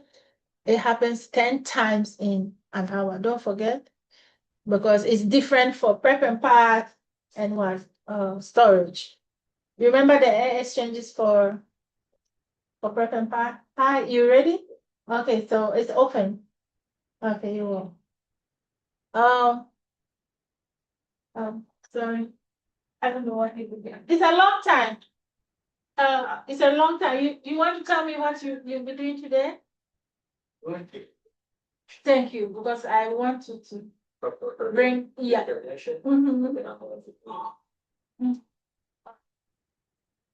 Okay, so, all right.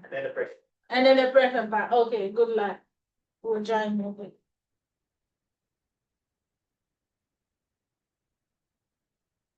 All right, so remember for all the 3 areas. Okay.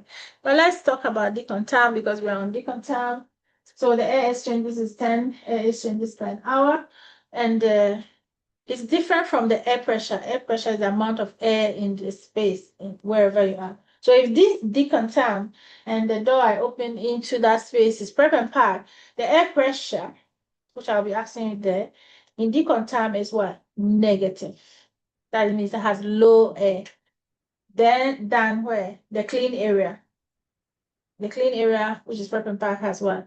A positive air pressure. So they design this is an engineering control so that even when a door is open, air will rather move from where it is high, that's the positive area, the clean area, into where the dirty area, but not the vice versa. And they do this so that they contain bacteria in the decontam. There will be bacteria here because all the dirty items are brought here. So take note of that. Why? Because I think a month ago, someone told me, went for state board, and they asked, why is Deacon air pressure negative and Prep and Pack were positive? See, and he said he knew that, or he was expecting that they would say air will flow from the clean area to the dirty area, or air will flow from the positive area to negative. And he never saw that in the answer. But he saw an answer and another answer that looked similar. And there was one of them that said, oh, so that the bacteria in the decontam will be contained. So he now used what reasoning, what I was telling you. And that's why I said, train your mind to reason even under pressure. So it's okay, if air is not allowed to move out and go and contaminate the clean area, but then air is allowed to move from clean to dirty, then it means when it comes in, it stays. So he picked the container. I said, bravo, made me proud. And this is how I want you to approach staple. Don't expect direct always, like what's temperature, you go the figure or you identify. They would ask you to test your reasoning and everything, application, analyzation, everything. They'll test all your pulses, whether you be like, oh, you can't waste my time. Some questions you just say, oh, take it for granted. It will ground you. Please go there to answer every question. It's 70%, right? For you to pass. 70% of 150 questions. That means you should be targeting 105 questions correct and above. Please don't go and target 105. Make your target higher so that you don't come out surprised. And it's doable too. Well, so a lady passed yesterday. I'm very happy. And why am I happy? Because she didn't give up. The first time she didn't make it, and she came to class. She's like, Miss Clara, I have to get this step. And I was even more happy because she came to share on why she couldn't make it. And I was more, I knew that the second time she would blow the paper because, it's like accepting the thing and saying, no, I'm not giving up is making you stronger. So she comes for hands-on, she comes for classes, she takes part even in quizzes that, are taken by current students. I saw it, and then yesterday she sent a message, I have passed. So happy. I would like to invite her one day and she'll tell you. She's a good teacher too, she'll tell you, to help you in your own preparation. Okay. Right, so let's continue. The part of engineering controls, the building is designed to have a certain amount of humidity, which is what? You remember decontam? The humidity there?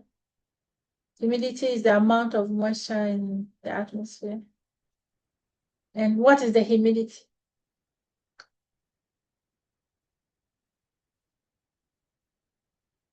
In decontam. Share that so that my dear lady will have it. Share, repost it. Repost that slide that has the. Are you on the platform? Are you? Yeah. Okay. They'll share it now.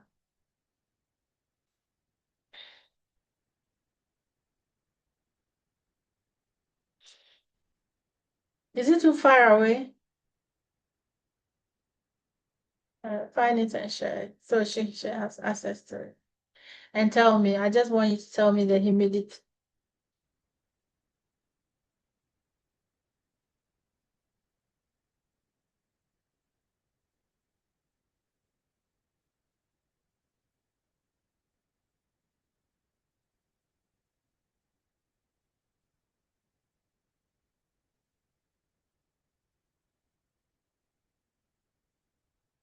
I don't think someone dropped that picture. It's still, you did it. You may, thank you, Abina. All right, so tell me. So what's the humidity in decontamination? 30 to 60%. Remember, humidity is measured in percentage. Yeah. So don't forget. So the amount of moisture in the atmosphere is between 30 to 60% in decontam. They ask a question like, what happens when the humidity in decontam increases above the recommended? See, when it increases, say from 60 to 100, and humidity is amount of moisture, that means the moisture in decontam is what? More water in the, so you see how they ask the question? So they now want you to apply.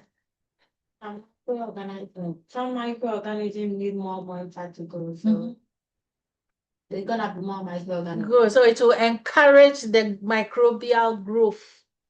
Yeah, even if you can't say it the way I say it your own way, but you see it in the answer. It was, you said what? Let's pick it. The generation of more microorganisms. It will generate what? More microorganisms, or it will facilitate the growth of what? More microorganisms when moisture is what? Is increased. So take note of this. Now, in decontam, there is this emergency eye wash or shower station. And so it's a sink that has a tap. That's and this sink is located 30 meters from the working sink. If I say working sink, like your 3 sinks, 30 meters. You see, it's flag. It means they ever ask a question. And in 10 seconds, you should be able to access that eye wash station when there's what? A splash in the eyes. Right? So you're working, you're brushing, and then pop, you didn't put your facial, then detergent splash into your eye or contaminated water. In 10 seconds, you should get to that eye wash station, which is what? 30 meters from the wash sink. And when you get there, what you do is to open the eye like this, and then the tap, okay, you open the tap, it will gush water into your eye for 15 minutes. It was difficult for me my first time. No, I was fidgeting. 15 minutes? Yes. No. They do like that. Is it 15 minutes or seconds? I think it should be seconds. No, you said 15 minutes. Even the 50 seconds, I couldn't do it. Yeah, it's hard. It's hard to open your eye. It's 15 seconds. And even I'm saying practical, I couldn't do it. I had to, and then open again. But the protocol says 15 seconds for water to gush in and, take it out. All right, so the rule is that eye wash stations should not be blocked. Like the access should not be blocked by any curtain or anything. It should be accessible so that when there's an emergency, someone can easily get there. And what they do is that they activate it weekly, like they come to check it weekly for a period long enough to verify your performance. So they can ask questions. The eye wash station should be activated 1 per shift, 2 every 3 days. I'm saying the answers should be weekly. And when it's done, it has to be documented.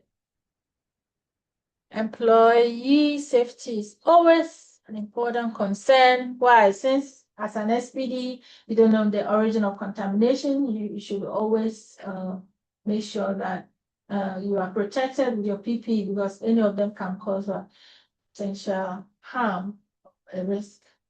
And if you're a new member, you must receive a comprehensive orientation. So this is it. Even with the hands-on, when you get your 400 hours to get your full certificate and you go into the hospital as a certified technician, they will still train you like 3 months. They won't throw you in there. So they give training. And then even as you are working, they continuously will educate you. You have in-service training so that you are abreast with all the safety protocols. Yeah. But a hand-on over there, when it comes to into the exam that you're going to take, is it going to be a multiple choice or they're going to count you? Okay, so that's what I was saying. Hands-on questions are embedded in the multiple choice. So it's part of I thought they're going to ask you one-on-one. No. Take more time. Yeah, Okay. yeah. It's embedded. So that's what I say. When I teach, especially those slides, I know they ask questions on hands-on. I tell you to take pictures. In other words, you don't need to finish all 400 hours before you take state board. No, don't wait. You forget your content. Now, when we talk of PPE, they include the hair covering. You want to take it for us, Tamika? Employee safety is always No, yeah. hair covering. So what you are mentioning, what are they? What you're about to mention? PPE. They are what encompasses what PP. So when they say PP, it's not only one thing. It's all of this. Okay? Someone also didn't know even the scrub. The scrub is part of what? PPE. Continue. Eye protection such as goggles or eyeglass with solid side shields or an chin length face shield. Fluid resistant face mask, a gown with reinforced cuffs and the front that acts as a barrier to foot. Mhm. Strong general purpose utility gloves that cover the parts of the reinforced bones that can resist cuts and tears.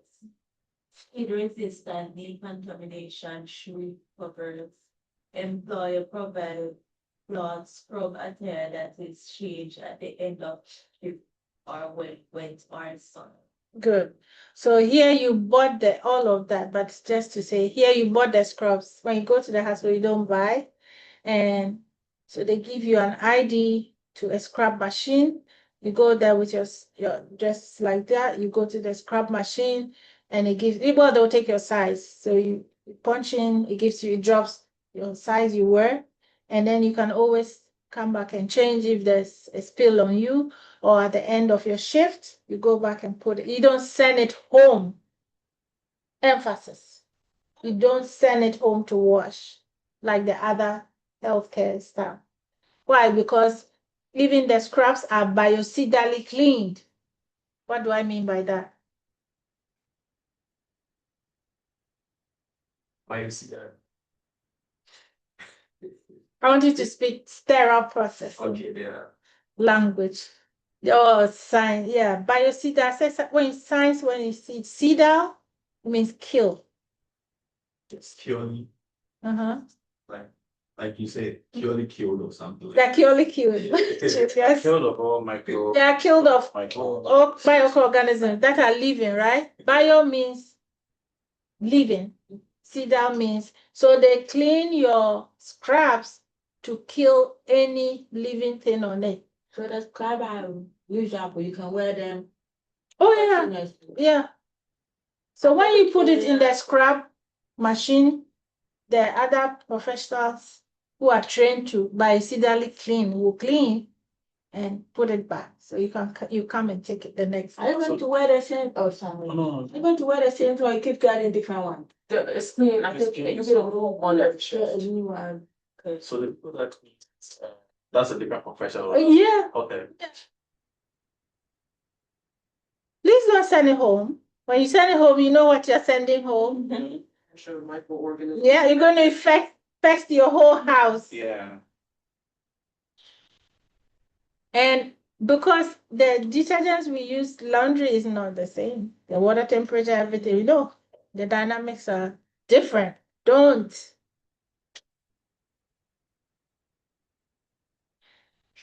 Traffic control and environmental management. Technicians assigned to the decontamination area should be constant and also vigilant of what their surroundings. When they say that, you have to note some of the signages and what they mean and adhere to them. Traffic should be restricted to personnel working in the area, and access to the area should be controlled. Traffic control is imperative. Why? Due to the potential for exposure to blood-borne pathogens and the hazardous chemicals. Since some people have been in decontam, I'll leave this for you to talk about. Kingsley will enjoy. Who else will enjoy? Now, Amaya Abina, today I mentioned it the way you wanted. Julius. When I say Julius, I remember Julius Nyerere. Oh, yeah, I have a question about it. Yes. The last time I used the decontamination change, like the more he's changing the water, the more the temperature is dropping. Is it normal? When I first started, it was like 80, but then I dropped to like 79, keep dropping, keep dropping. I was wondering, you see the temperature supposed to be between 80 and then 110. 80. So And it then- keep dropping Oh, lower. okay. So that could even be a state board question. You are working as a technician, you realize variance in the temperature in the water in the wash thing. What do you do? So yeah, it's a question now. What do you do? So the first thing is you notify your supervisor. Like now you're telling me, assuming I was your supervisor, there not another day, because if you keep quiet, they're going to there, like when you saw it there, because they might even stop people from working. That's why when there's variance, it means it's not going to make the cleaning effective. So you tell your supervisor and they'll investigate, find out. So there could be a problem with the heating system. Yeah. So that was a very good thing you noticed, but practically you should always inform your supervisor. Have I answered you? Chief. So we have the 3 sink bay system in. Now she wasn't there. I wanted her to be the part of the beginning. Where is she? It's 11. It's even our break time. Yeah. 11 a.m. So let's go for break. Make sure you break very well, because when we end one, we're just moving in to start hands-on. That is if you're staying for hands-on. But then don't hesitate to come out for break if you need it during hands-on, because it's going to be a long day. And if you can't stay to when you're going, you just sign out time that you sign up. Yeah, Miss Lai, I have a question. So with the hands-on, right? Can you come any day from Monday to Friday? There are specific days for the hands-on. Yeah. Any day, Okay. in those 4 days. Yes, You they could come in from 9 and just be there the entire day. Oh, You haven't started? so I'm looking at how I can tell. Yeah. Yeah. Yeah, you can catch up. I'll see you back in 20 minutes. Do everything you can.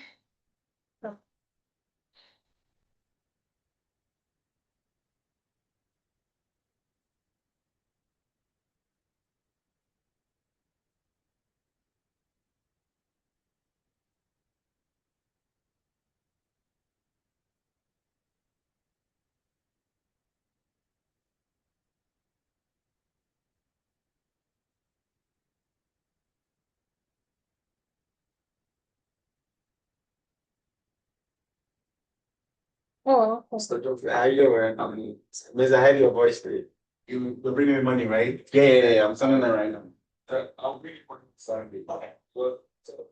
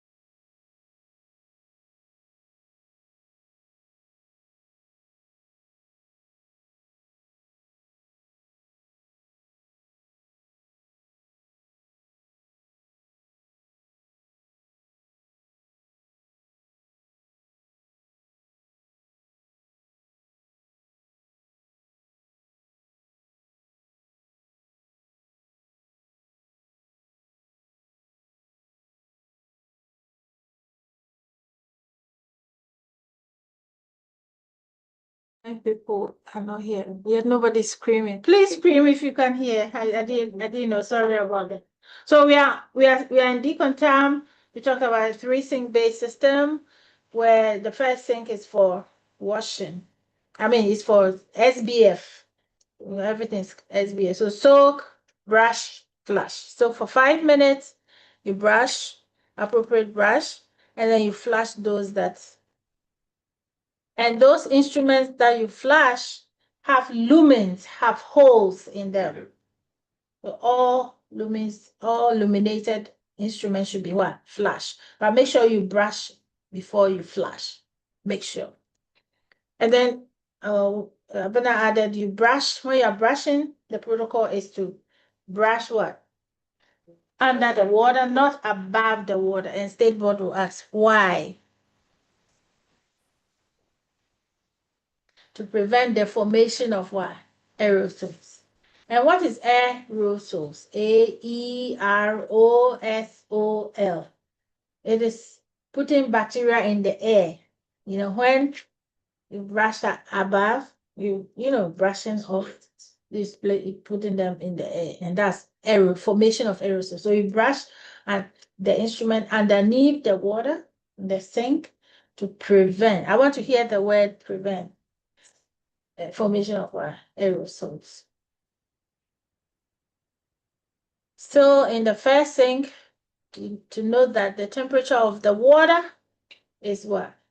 80 to 110 degrees Fahrenheit, 27 to 44 in Celsius.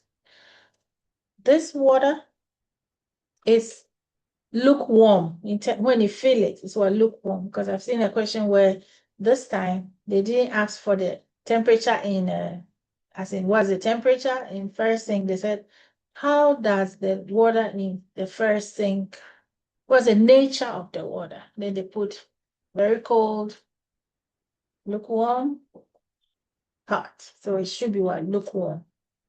Right.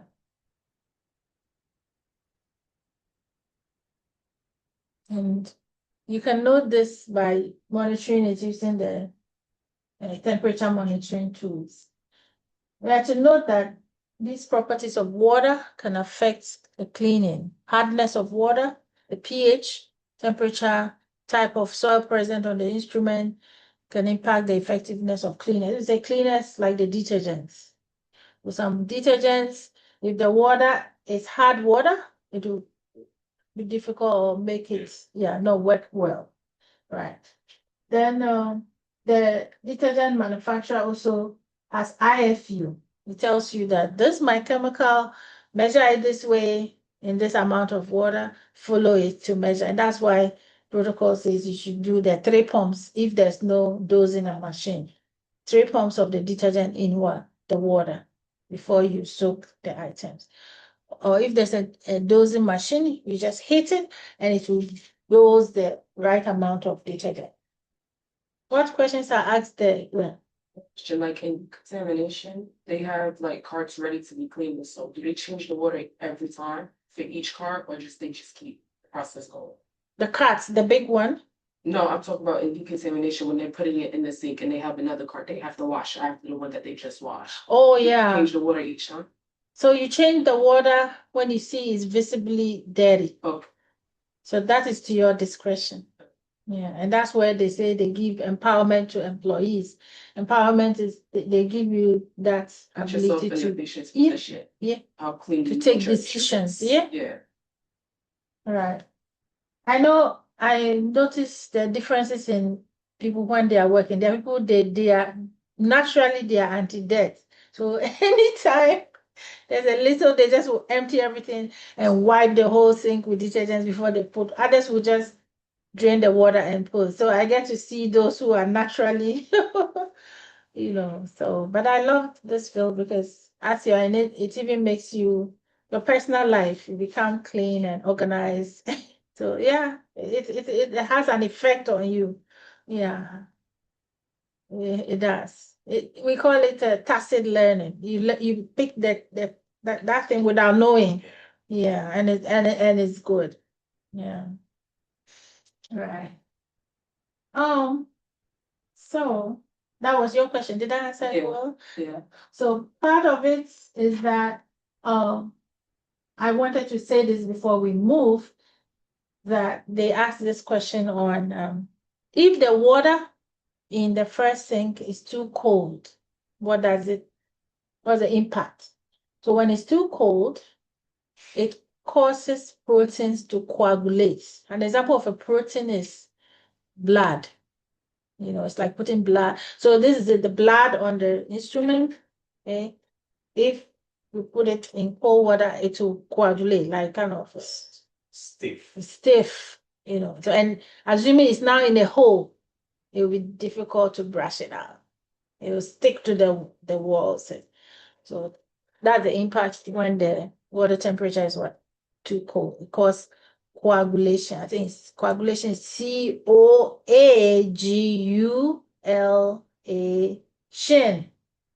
TION. Yes. So I understand that water has to be liquid. I know the reason why it shouldn't be cold. What about when it's too hot? When it's too hot, physically you would not even be comfortable working there. That's one thing. Yeah. Aside that, I think it should be fine. And some microorganisms too, they thrive in very hot. So you might be encouraging them. So when scientists come out with a recommended value, it's optimum for the other way around not to happen. If I say other way around, like you are working to prevent infections, microbial growth. So when they come out with a standard to say temperature should be 60 to 65 humidity, it means at that level everything is contained. So when there's a change, it will increase something. Okay. And this is what I'll be asking everyone. Well, we take a picture, but I'll ask you to the extent that it becomes part of your blood. Anytime you're in decontam. Okay, run me through all the parameters and all the conditions in decontam, the 3 cents before you start work. I think now I should be doing that. So it becomes part of your language. So all cleaning chemicals must be mixed per the manufacturer's instructions and with this, there's a mark in the sink. So normally you draw the water to that mark and then before you put the detergent. So it's said that it is per the manufacturer's recommendation. So when you do the otherwise, like you make the water more and you put the same amount of detergent, you are diluting it, and that will not make it work effectively. That is all about the first sink. The second sink is called the intermediate rinsing. Don't tell me rinsing. I want to hear the word intermediate. It contains, they don't mention it's not made of the temperature here, so it could be, but they make mention of the nature of the water. The water there is what? It's utility water. I mean, critical water. It's critical water. Utility water that has been, treated. Critical water is water that is treated either by distillation or deionization, So after cleaning, devices should be thoroughly rinsed. You rinse it to remove excess debris or detergents. And the rinse water, you see, should be changed frequently. Because I could ask you, why should you change it frequently in the second sink? So that chemicals do not build up and reattach to instruments. Chemicals in the sense that, see, you're always bringing it from the first sink, which is the one, with the detergent. So if you don't change the second sink over time, it will continuously be building up and serve as a reservoir of chemicals. But there's not supposed to be chemicals there. Yeah. So that is that on the second sink. The third sink is the final rinse. Final rinse. Sink, and it contains also critical water. prevents instrument spotting. Because sometimes when you rinse, you see spots.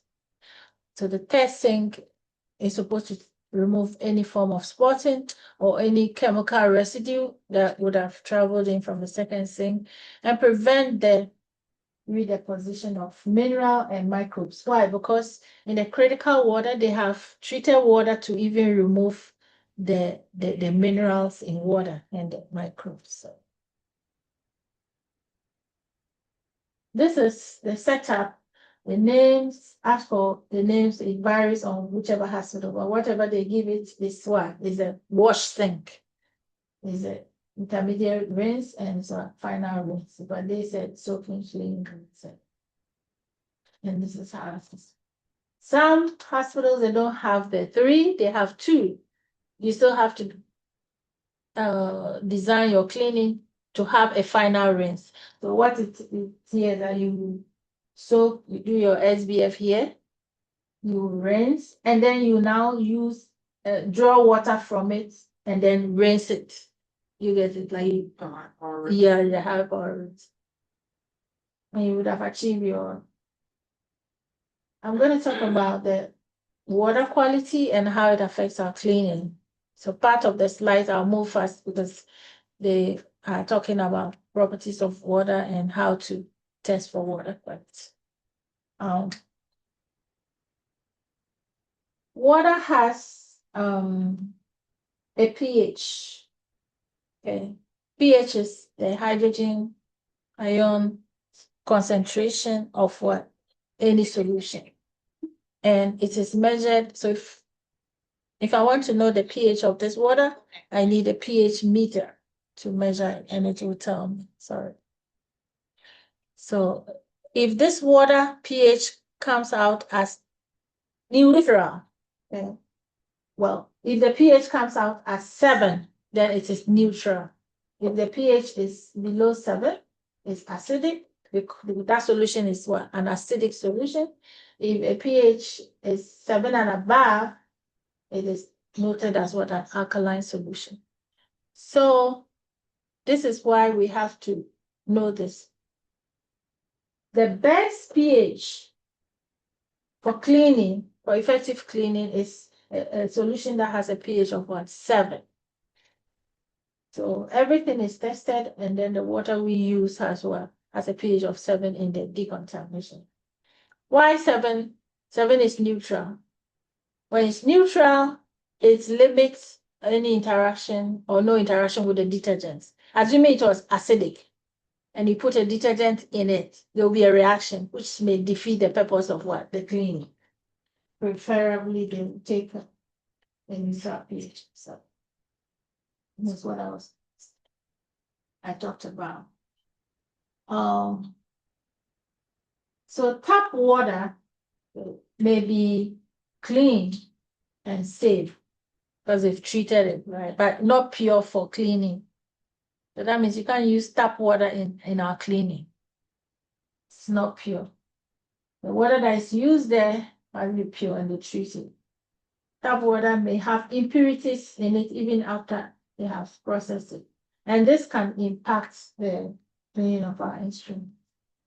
What makes water impure? There are many things, from solids, liquid, gas. So we have there are many herbicides, pesticides, copper. You say copper is a metal, and all of that in water makes it what?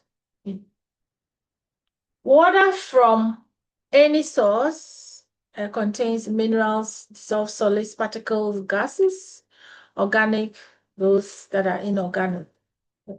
If they say organic part of water is like the living part of water, and inorganic is like the non-living part. Some water may also contain, so the living part may contain algae, bacteria, and so before they select water for cleaning or become part of the cleaning system, they test it.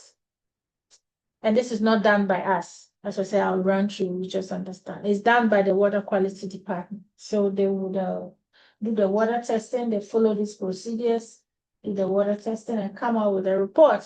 The report will tell you the conductivity of the water, which is when they say conductivity of the water, how electric pass through the water, electric current pass through. We tell you the total dissolved solids, pH, chloride, silicates, particulate nature. Why? Because these things at some levels interact with what? Detergents if they are in water. So why do they do this? Because the quality of water impacts what? The cleaning. This is an instrument, a scissors that has been cleaned and put down, and then you go and realize there's a stain on it. This is not biovirgin. This is from poor water quality that has caused that. And then others to poor water quality can cause visible and not visible hardness of water, can deposit or protect spores during sterilization. So you see some water, after that you see like a scale that is formed. It's actually a biofilm that is covering some spores. And then you still continue to use this in sterilization. When spores are in the biofilm, it's even difficult to kill them using sterilization. So, and all this is because of what? The poor water quality. I'll go through this. And then if you see this, that means emphasis. Fluorides or chlorine in water combines with another element in higher concentration. Chlorides will damage our instrument finishes. So if you use water that has a lot of chlorine, before you realize the finishes will be damaged.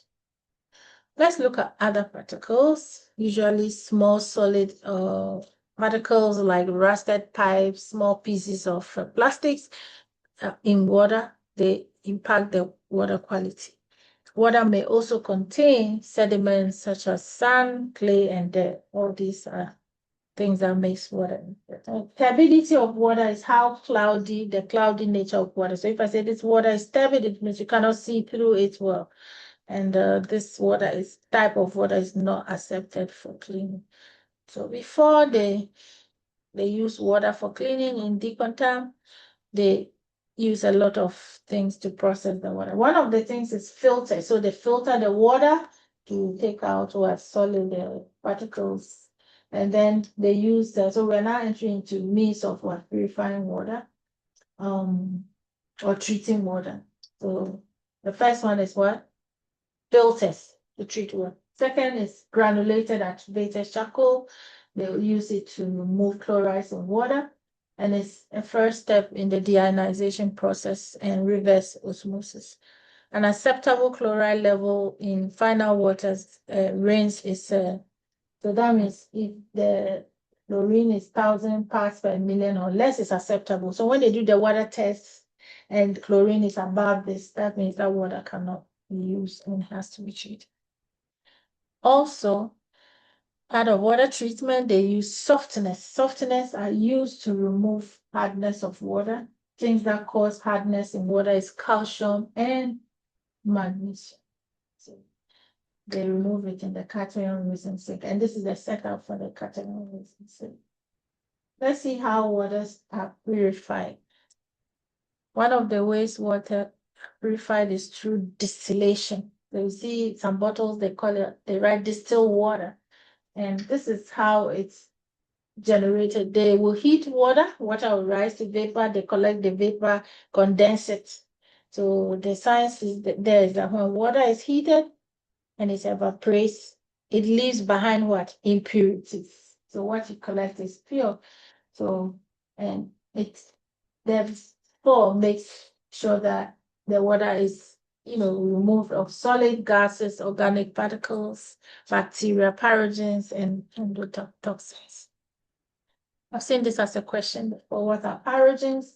These are pus-producing organisms in water that can cause fever.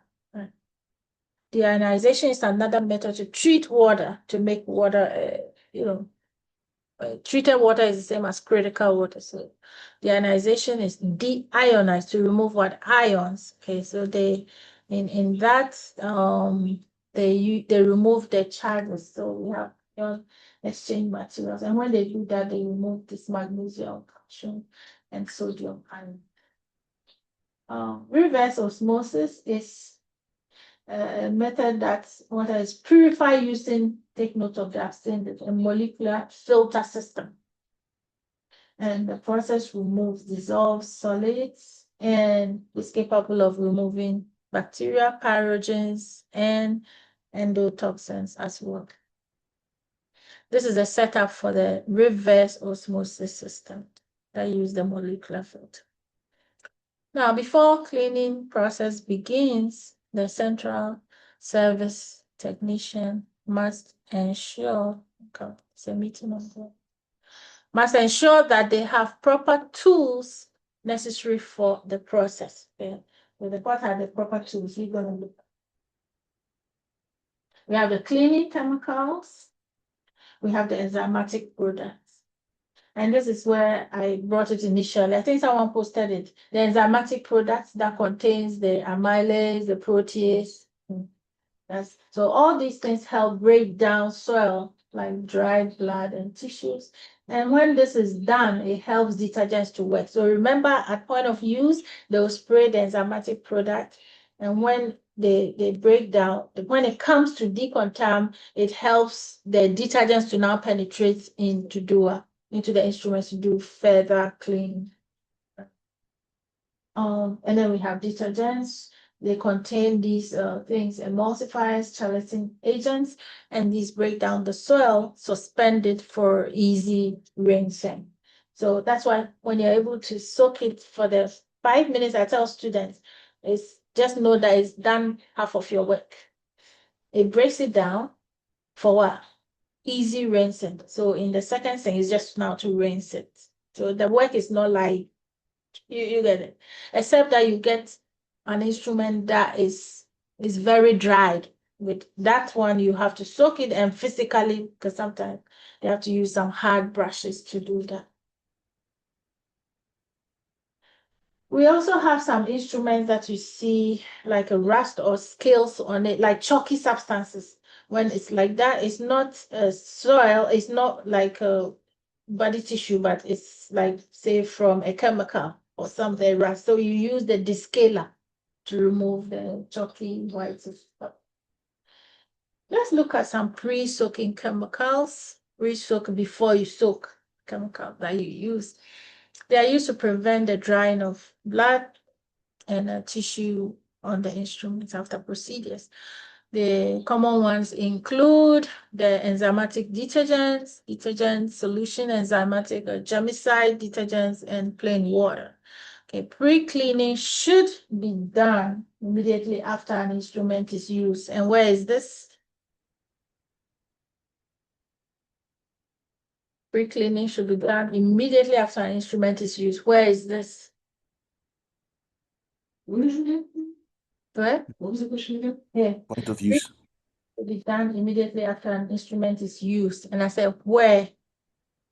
Oh, the OR. In the Point OR. of use. Point of use. Thank you. Manual cleaners help water penetrate the soil faster, and this is the property of manual cleaners. So like the chemicals that you use in manual, they should be low foaming. You know, foam? You know, they should not be foam a lot. Why sometimes State Board will ask, when it's foaming, you cannot see under the brush, and you might even be sending your hand into an instrument that can, you know, prick your catch. But even so, it should be low foaming to make sure that it's visible for you to see and clean properly. Follow the manufacturer's IFU. I like you to take a look at this diagram because this is how it's supposed to. This is it, like the washer rack is like this.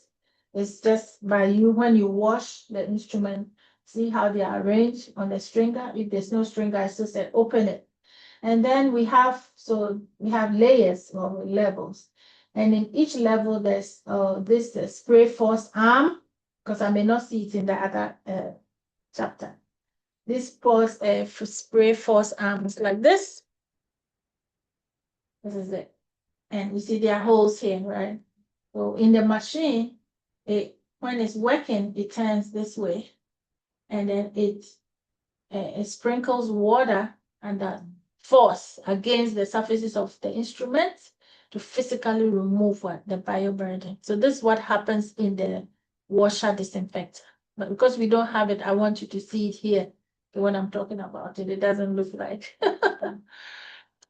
in space, Yeah, so let's keep this at the back of our minds. I'll be mentioning it in preceding slides. So, however, regardless of all this, the detergent, so this is automated. This is a mechanical one. Remember, the other one was manual, where you do the washing the sensor. When you put it in the washer disinfectors, that work like the dishwasher. But this is how the structure is. The detergents also must be low foaming and free rinsing. So when it's working, spraying the water, you will not see foam. So sometimes I wonder, so what, in my mind, I'm like, it's when there's foam that you know that they are detergents. So the property of the detergents is that they are not low foaming. Yeah, so, but it's very effective and cleaning. Safety concerns: follow the manufacturer's instructions for handling and use of these chemicals. Wear the appropriate PPE. Review safety data sheet.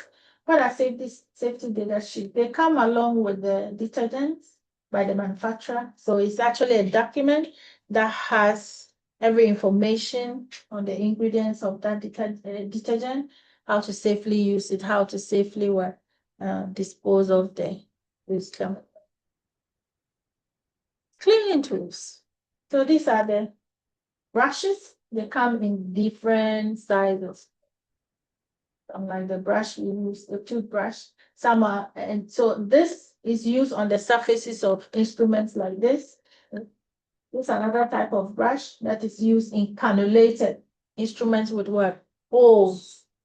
And then sometimes when I say SBF, you are brushing, I try to see if you're able to pick the right brush for the right instrument. That's you should be able to.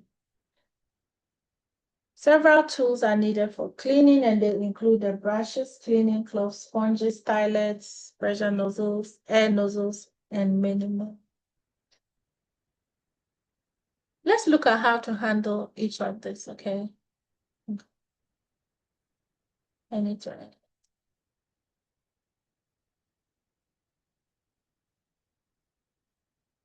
All right. Oh, I thought they had them. So, brush should be disposable. The working environment. If after working, you should, dispose it. But if there's a condition that you have to reuse it, maybe because the hospital doesn't have enough or something, you have to biocidally clean it. I'll still be using these words until it becomes part of. So when I say biocidally clean brushes that are meant for reuse, what does that? Ideally, you have to throw the brush away, but for any reason, if you have to reuse it, before you reuse it, you have to biocidally clean it.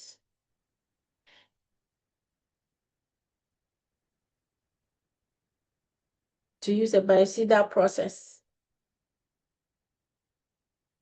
What does that mean?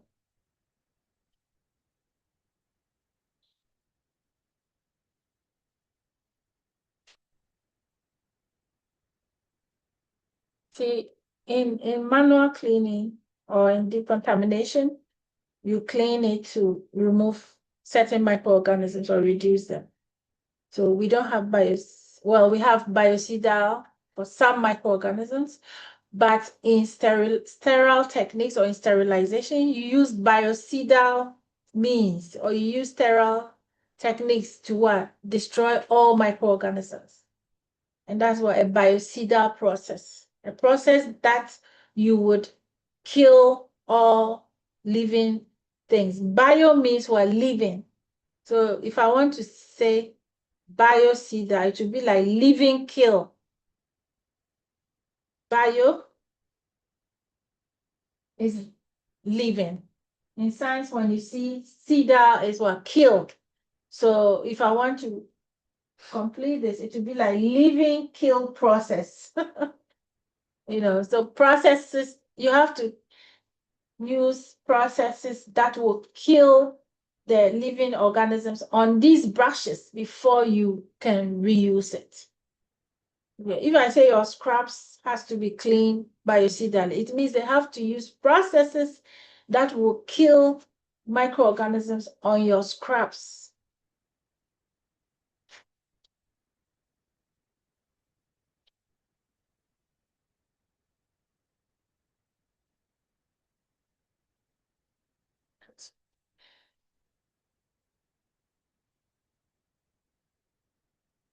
And this is your fashion statement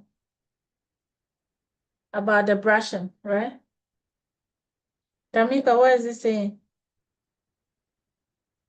Brush items on food to take the formation of To prevent what? Formation of what? Aerosols. All right.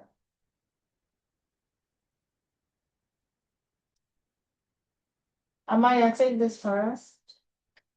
Use lint-free or low-lint cloths. Change often. Verify the cleaning chemicals are not deactivated by the cloth. Good. What is the meaning of a lint-free cloth? There are some cloths that, see, when you hold and shake, yeah, it sprinkles, it sheds. It sheds the particles. Have you seen that before? Some cloth? Yeah. So when you want to use a cloth in cleaning, you're supposed to select cloths that don't shed. And we call them what? Lint-free. What do you think will happen if you use cloths that shed or have lint? Will you do what? Try. I like It will just shed off everything that you just picked up. it will So shed. basically recontaminated. Recontaminated. Yeah. Whatever surface or anything that you want. You're cleaning. Right. So if this is the cloth and it's lint, it has lint sheds. I used it to clean this. It's going to leave the pieces on it, right? And these pieces can go into crevices that when you even rinse it will not come out. And you know where they will catch you when it goes to prep and pack, they might not even see because it has gone in, you know. And then when everything goes is sterilized, they open it in the surgery room. You know what they do? They have magnifying lenses. They don't even look in the tray with their eye. So when they pop open, they go in with the lenses, and the lenses will magnify even the teeniest particle. And when they see that, they will not say it's lint, they will say it's bioburden. Bioburden is like, or the raw soil. Yeah, and they'll bring the whole tray back. You can tell. All efforts wasted. So make sure that to avoid this, you use what? Lint-free clothes or low lint. Sponges, automatically you cannot reuse.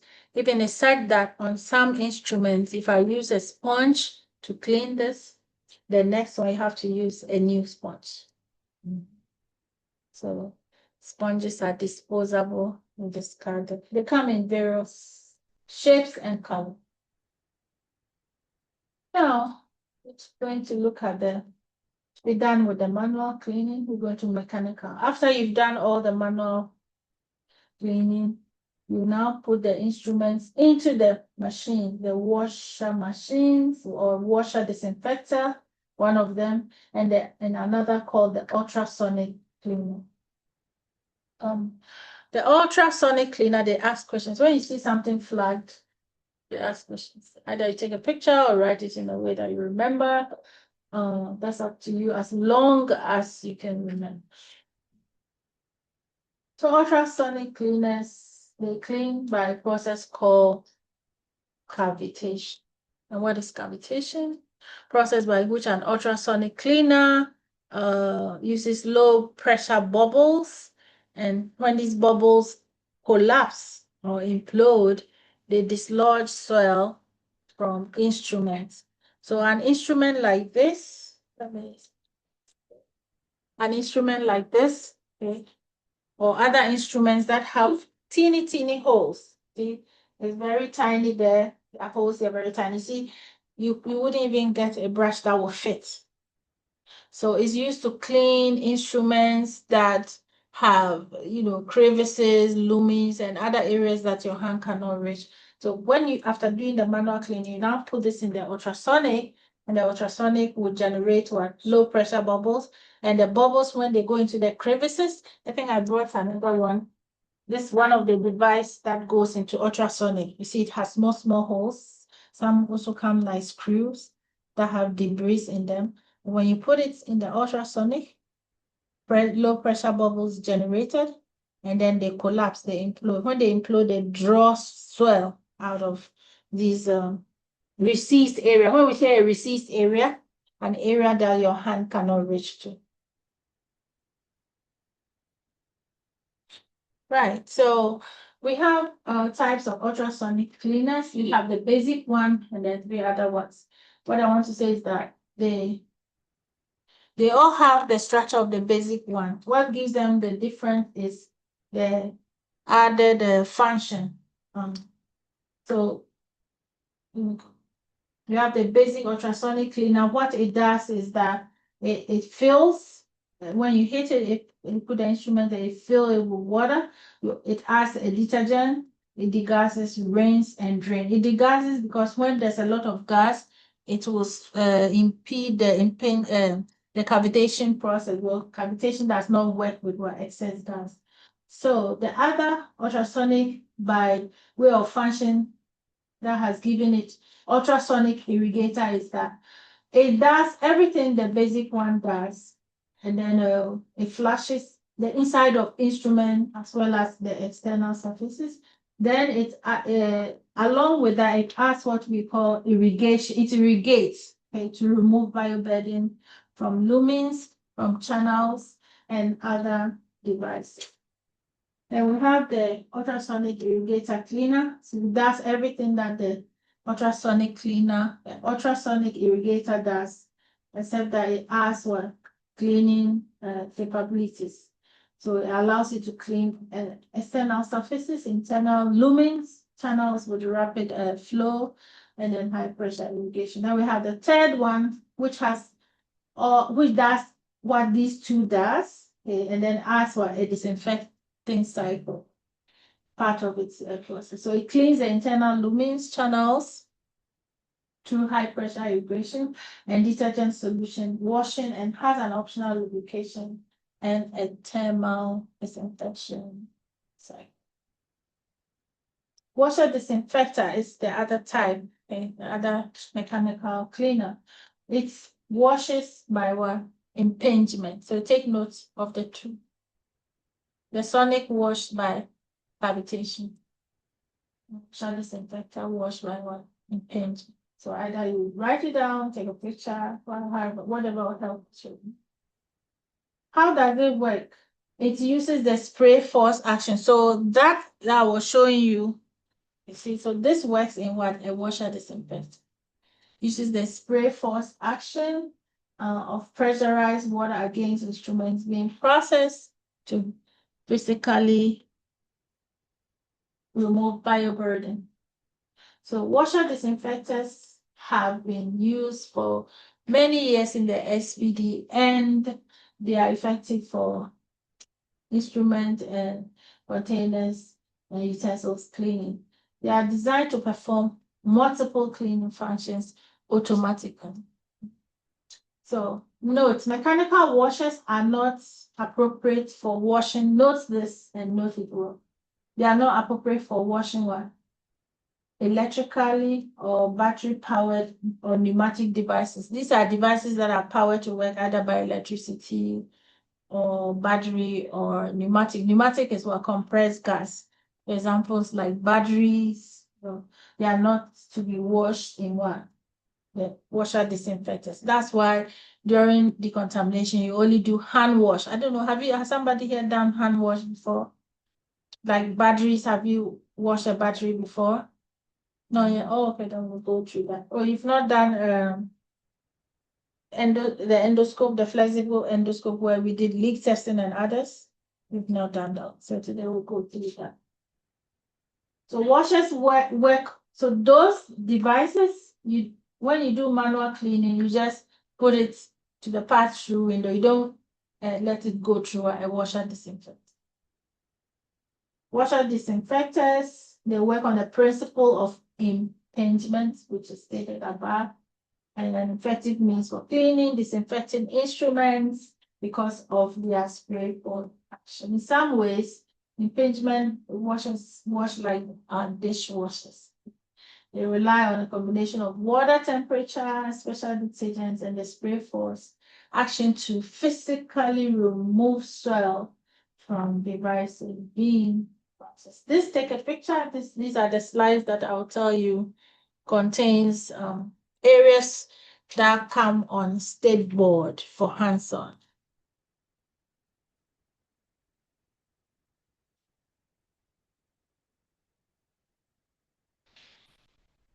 Now, they want us to note this so that it will make the washing more effective in a washer disinfector. When you receive a tray like this, make sure that you remove all the disposable items in the tray. And what are they? You see chemical indicators, filters. You see, I think I have them here. So in that tray, you'll see the filters, chemical indicators. Remember, they use them in prep and pack during prep and pack. Okay. So they have the chemical indicator, and then you see filters, because the filters will be on the cover of the rigid. This is a rigid container. So you have to remove dislodge it from its position. Remember, this will even go to the cut washer, okay? But the instrument in it will proceed into the wash stand. So just to know that when you receive a tray, you have to remove all these things. Sometimes they ask why, because when you don't take off the disposable components, it will clog the drain of the washer. It has a drain that water pass through. Oh, so if not, the filter papers and some kind of indicators will go and clog. And when it clogs it, it will prevent full cleaning. I think I brought a silicone mat here. Let me be sure. Yes, I.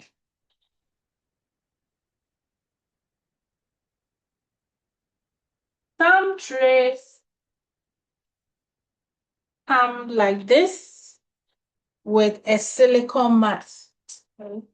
So silicone mats, they use it to put some instrument. So when it comes, what you do is you take off the silicone mats, because if you don't, it will also impede the cleaning action. So we do, sometimes we do turn it upside down so that it doesn't impede the cleaning process.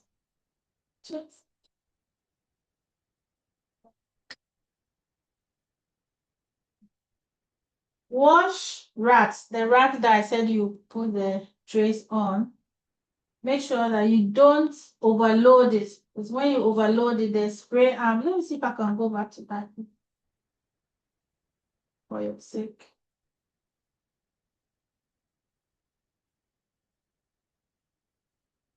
Good. This is the wash arms. This is the wash rack. Okay, that will go into the washer disinfectant. This is the right way to place the trays. Some people will attempt to put another tray on top, and when you do that, it will go to block this spray force from. It's supposed to rotate, right? So sometimes they ask you don't pile up instruments to block what the rotating arm of the force spray.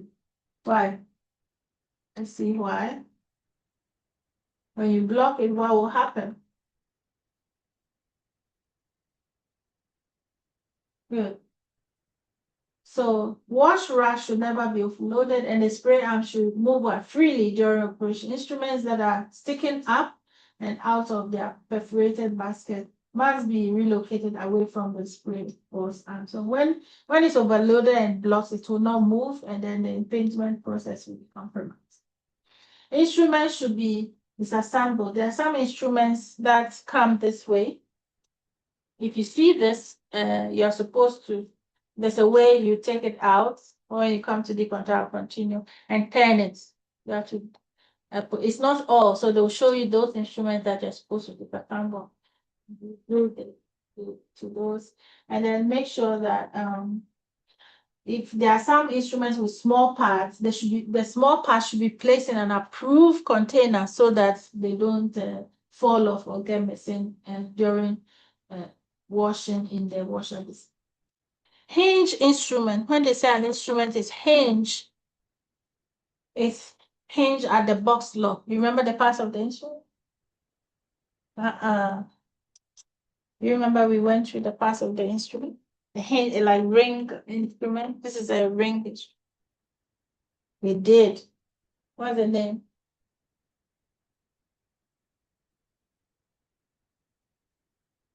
You mean I never projected an instrument with A, B, C, D, E? And I said, let's name the parts after we went through. You know, I don't think you shoulder, you just hold the instrument and just cancel it out. Nobody Us. threw it where the box level are. Yeah, good. Never did it. Yeah. But it's in your thing, your workbook too. Have you seen it before? It's chapter, yeah. Yeah, if you like someone should take a picture now in the workbook, put it in there because you said I didn't do it, so it doesn't go off. Go to your workbook. I think you should find that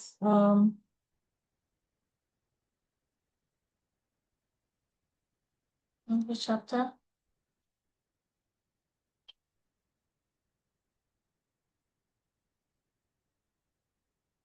Or maybe you are yet to get to that. It could be.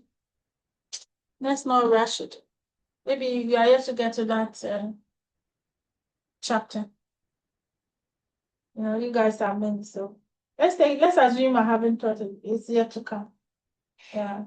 So hinge instruments these are hinge instruments. We'll get there. Oh, that's it. That's it. That's it. So take a picture. Which page is that? 143. Okay, take a picture. I just want you to take a picture and put it on the page.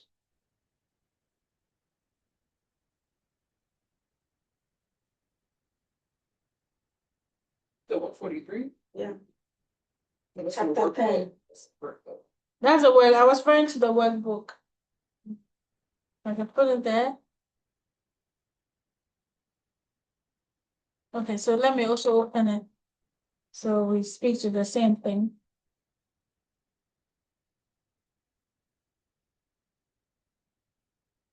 All right.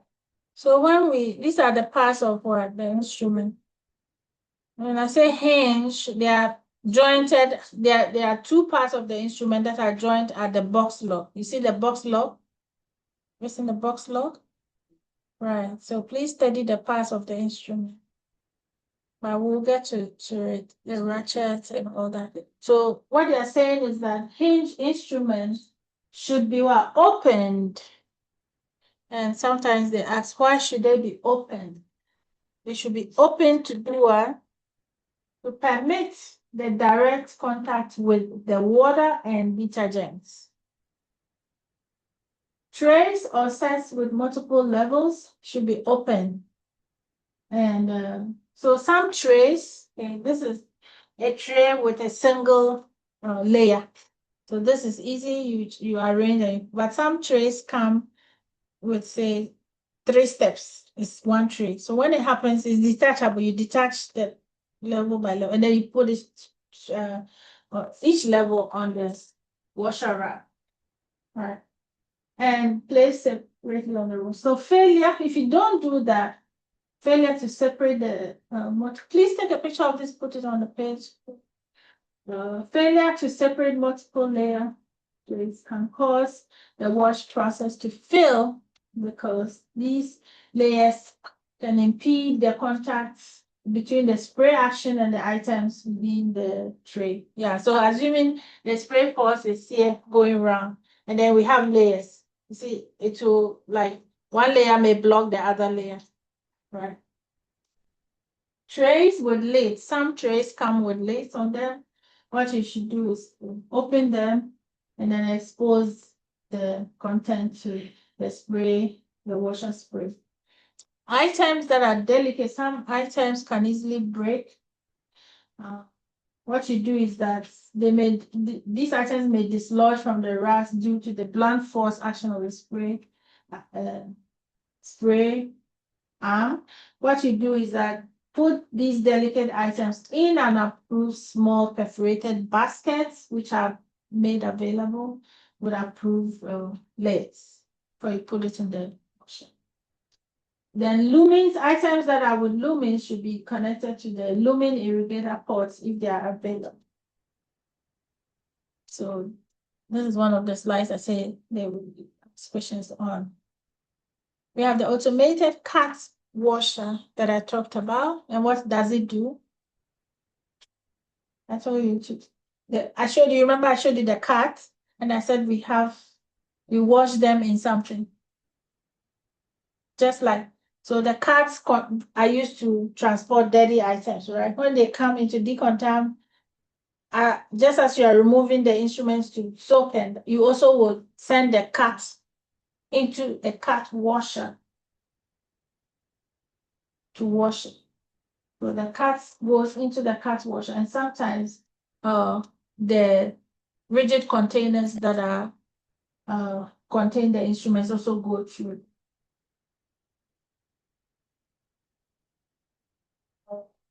So in these rigid containers are trays. So the trays you bring out, they are the ones you arrange and soak it, remember? But the containers go into what? The cat wash. And with this, we come to the end of chapter 8.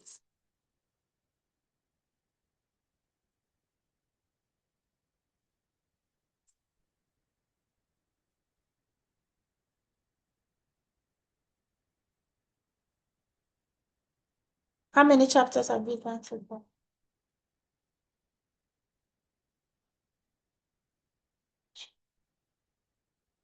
2. 2? Yeah. Or 3? You continued 6? Yeah, we continued for 6 and we just finished 7 and 8. 7 and 8. All right, you're moving steadily. It's not bad. It's not bad. You'll catch up with them. Disinfection. Someone online, you want to take us through the objectives? Banana?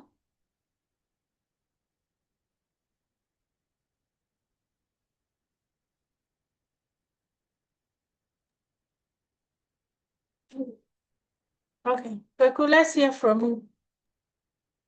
As a result of successfully completing this chapter, readers will be able to define the term disinfection and explain how disinfection differs from sterilization.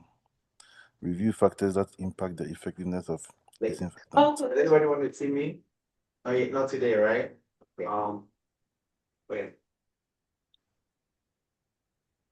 All right, good. Oops.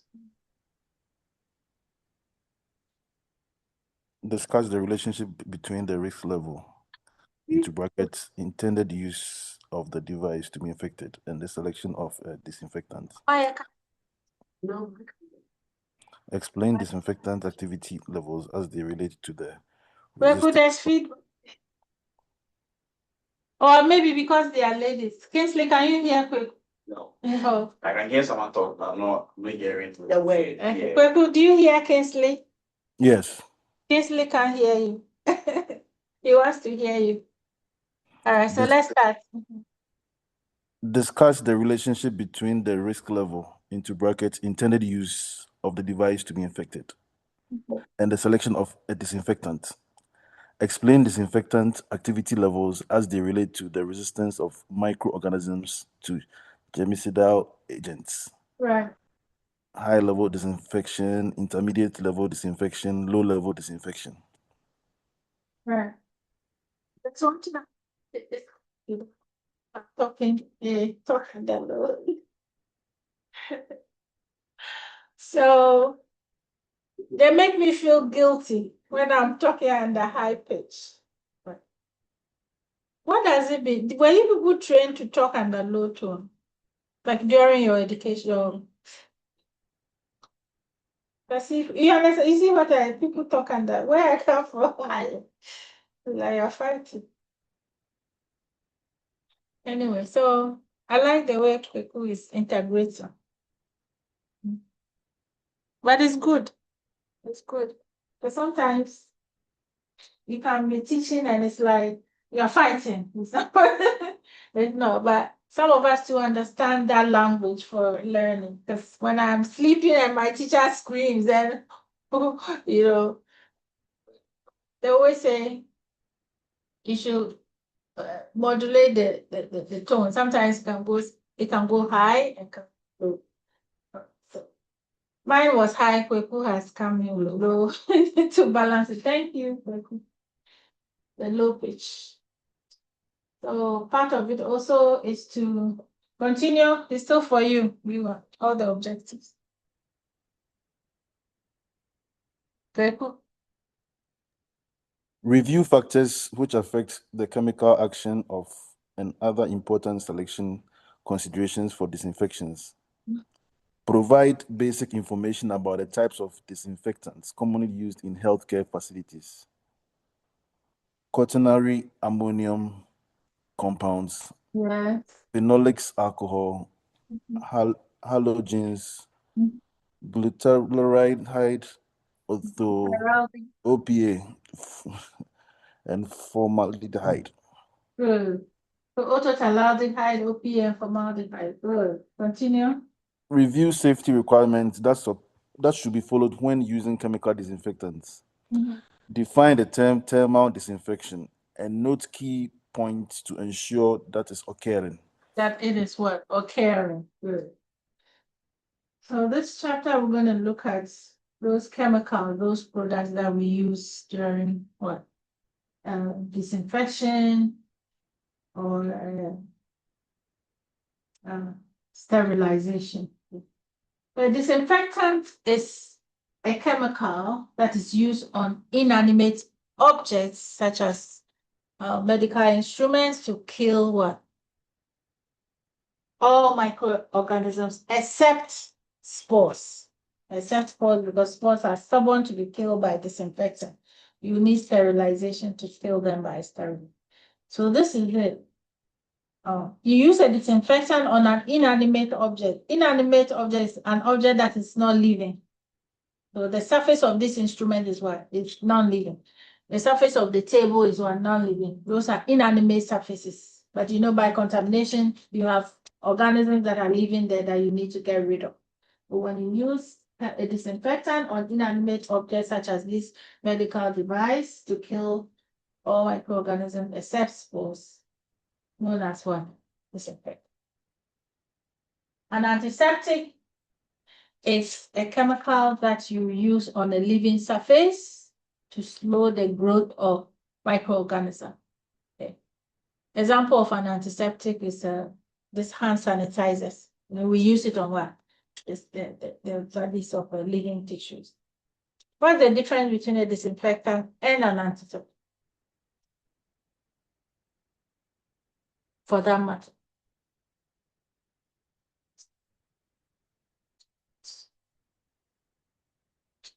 Typical microorganisms such as spores, but the antiseptics are used on living tissue. On living tissues. So one is used on inanimate, one is used on what? Living tissues. Right. One is used to kill microorganisms. One is to slow the growth.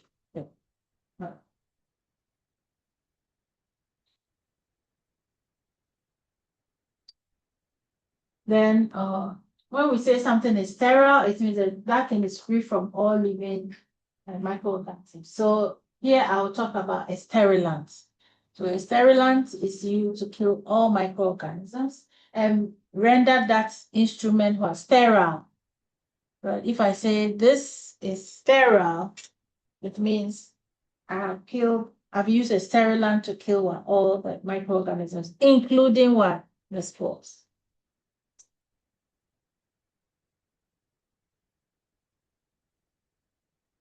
Disinfection, the process whereby you destroy all or nearly all pathogenic microorganisms on an inanimate object or surface. And it can be accomplished either using chemical or what? A heat. So we're going to introduce ourselves to the various chemical disinfections. Chemical disinfection reduces the number of microorganisms on objects. Factors impact the effectiveness of disinfectants, certain factors. What are they? Excessive moisture. So, I was explaining that in Deacon term, they ask you to put water to a certain level and put a certain amount of what detergents. If you increase the water, you are introducing excessive or excess moisture. And when this happens, it will impair the effectiveness of the disinfectant to kill microorganisms. Another factor is the number and the type of microorganisms. So if I'm able to tell you that on this instrument, we have 50,000 microorganisms, and this we have 10 microorganisms, which one will require more detergents? The 50. So the amount of microorganisms will mean you need more detergent. And the type, if I'm able to tell you that this has spores and this has general bacteria, which one will you require more efforts to bring down the one with the spores? So the type of microorganism. So affect the disinfectants. Among others, direct contact with the item also affects, because for you to achieve maximum disinfection, the disinfectant must come into direct contact with what the item is disinfected. Time is another factor. Disinfectants are manufactured to work at a certain time to kill the microorganisms. Don't allow, and this is always by the manufacturer's one, IFU. Remember the IFU? You remember? Say so that Tamika will hear. What is manufacturer's IFU? Instruction for you. So the manufacturer comes out with a detergent, he comes out with what? An instruction for use, IFU, on how to use it. So it tells you the contact time that it has to be with the instrument to achieve what? Or to bring about effective disinfection, and that should be followed. If not, forget it. Dilutions are designed to be used as a specific word. The disinfectants are designed to be used as a certain strength. So this is what it happens. It comes with a stock solution. Stock solutions are there with instructions to tell you that pick this amount and mix it with this amount of water to achieve your infection. Other factors include temperature, pH, hardness of water, material compatibility, position of the device to be disinfected. How do you select a disinfectant for a particular medical instrument? So depending on the intended use of the device, the degree of disinfection is required for the device, you look at the risk levels of that device. And according to Spalding, take note of this, they like asking questions. Spalding classification has put medical devices into 3 according to their risk or degree of risk. So what are they? We have the semi-critical items according to Spalding. These are items that come into contact with the bloodstream or sterile parts of the body. But parts of the body that is sterile, it has no microorganisms. Examples of these instruments are implants. Implants, those that become part of the body after a procedure. So some people are moving with metals in them. Some people have the pacemaker that becomes part of the heart to help in the heartbeat. So what's an implant? Any device that stays in the person more than 30 days becomes an implant. So this is a critical item according to Spalding. So it tells you that if you know that this device is critical, then it informs you on the type of disinfectant to select for it. You need to know. The second type, according to Spalding, is the semi-critical items. These are items that come into contact with the intermucous membrane. When we say intermucous membrane, these are natural openings into the body. Example? Endoscope. Endoscope. Okay. So endoscopes is an example of what? A semi-critical item.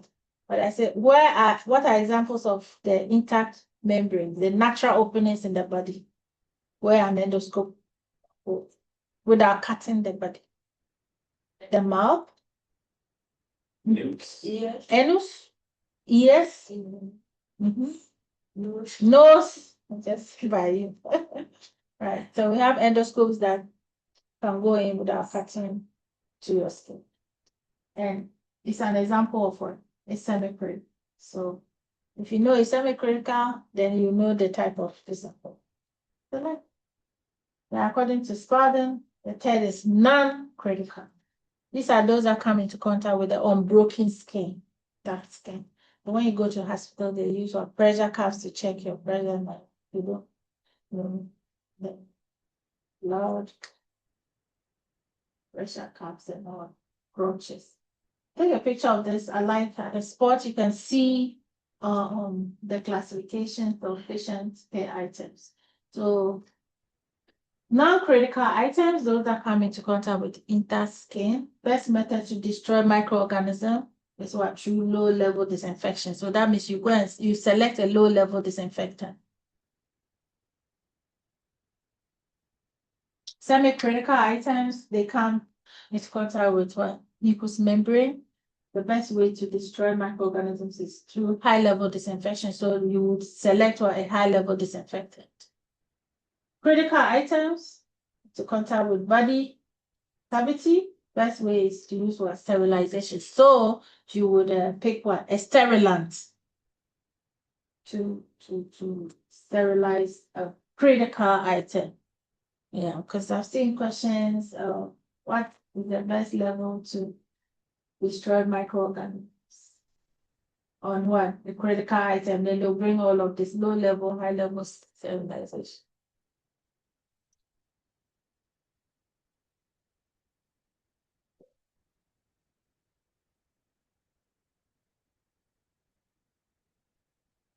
The disinfectant activity level is under 3. Those that work at high level, those that work at intermediate, and those that work at what? Low level. Let's look at high level disinfection. It's a process that uses a sterilant. Look at it so that you don't become confused. It's high level disinfection. You know, disinfectants are different from sterilants, okay? But when we say high level disinfection, they don't use a disinfectant. They use what? A sterilant, but for a shorter contact time, okay, for disinfection. So that means a sterilant, when you use it at a shorter contact time, it acts as what? A disinfectant for in high level what? Disinfection. When you use it for a longer period, longer usage here means you allow it to come into contact with the instrument for a longer period, then it will act as what? A sterilant. But if you use a sterilant, you make it to come into contact with an instrument for a shorter time, it does what? Disinfection. It doesn't sterilize, but it does disinfection under what? High level disinfection. And with this high level, it kills microorganisms except for bacteria.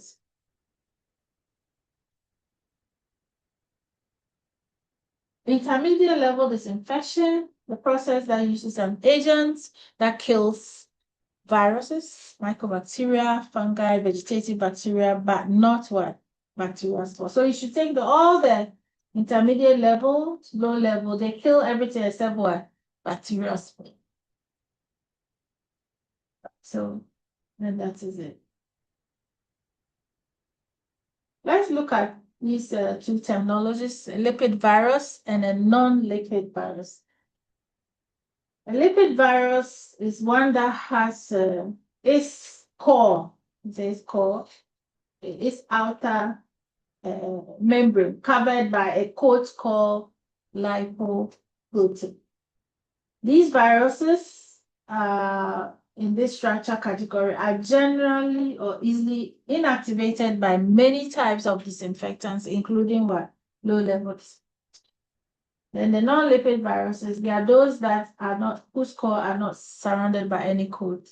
And the best way to destroy microorganisms, like the viruses are generally more resistant to inactivation by disinfectant. So with this, they probably will have to use a sterilant to effectively disinfect.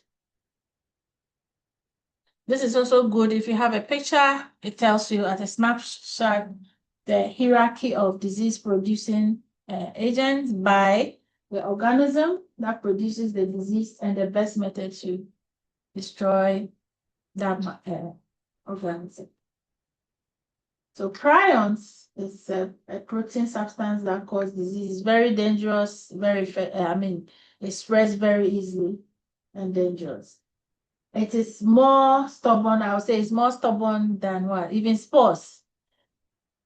It's said that when an instrument is used on a patient who has prions, okay, when it's brought down to decontam, they have to isolate all the utensils, the instruments, and then use extended sterilization times to effectively destroy them.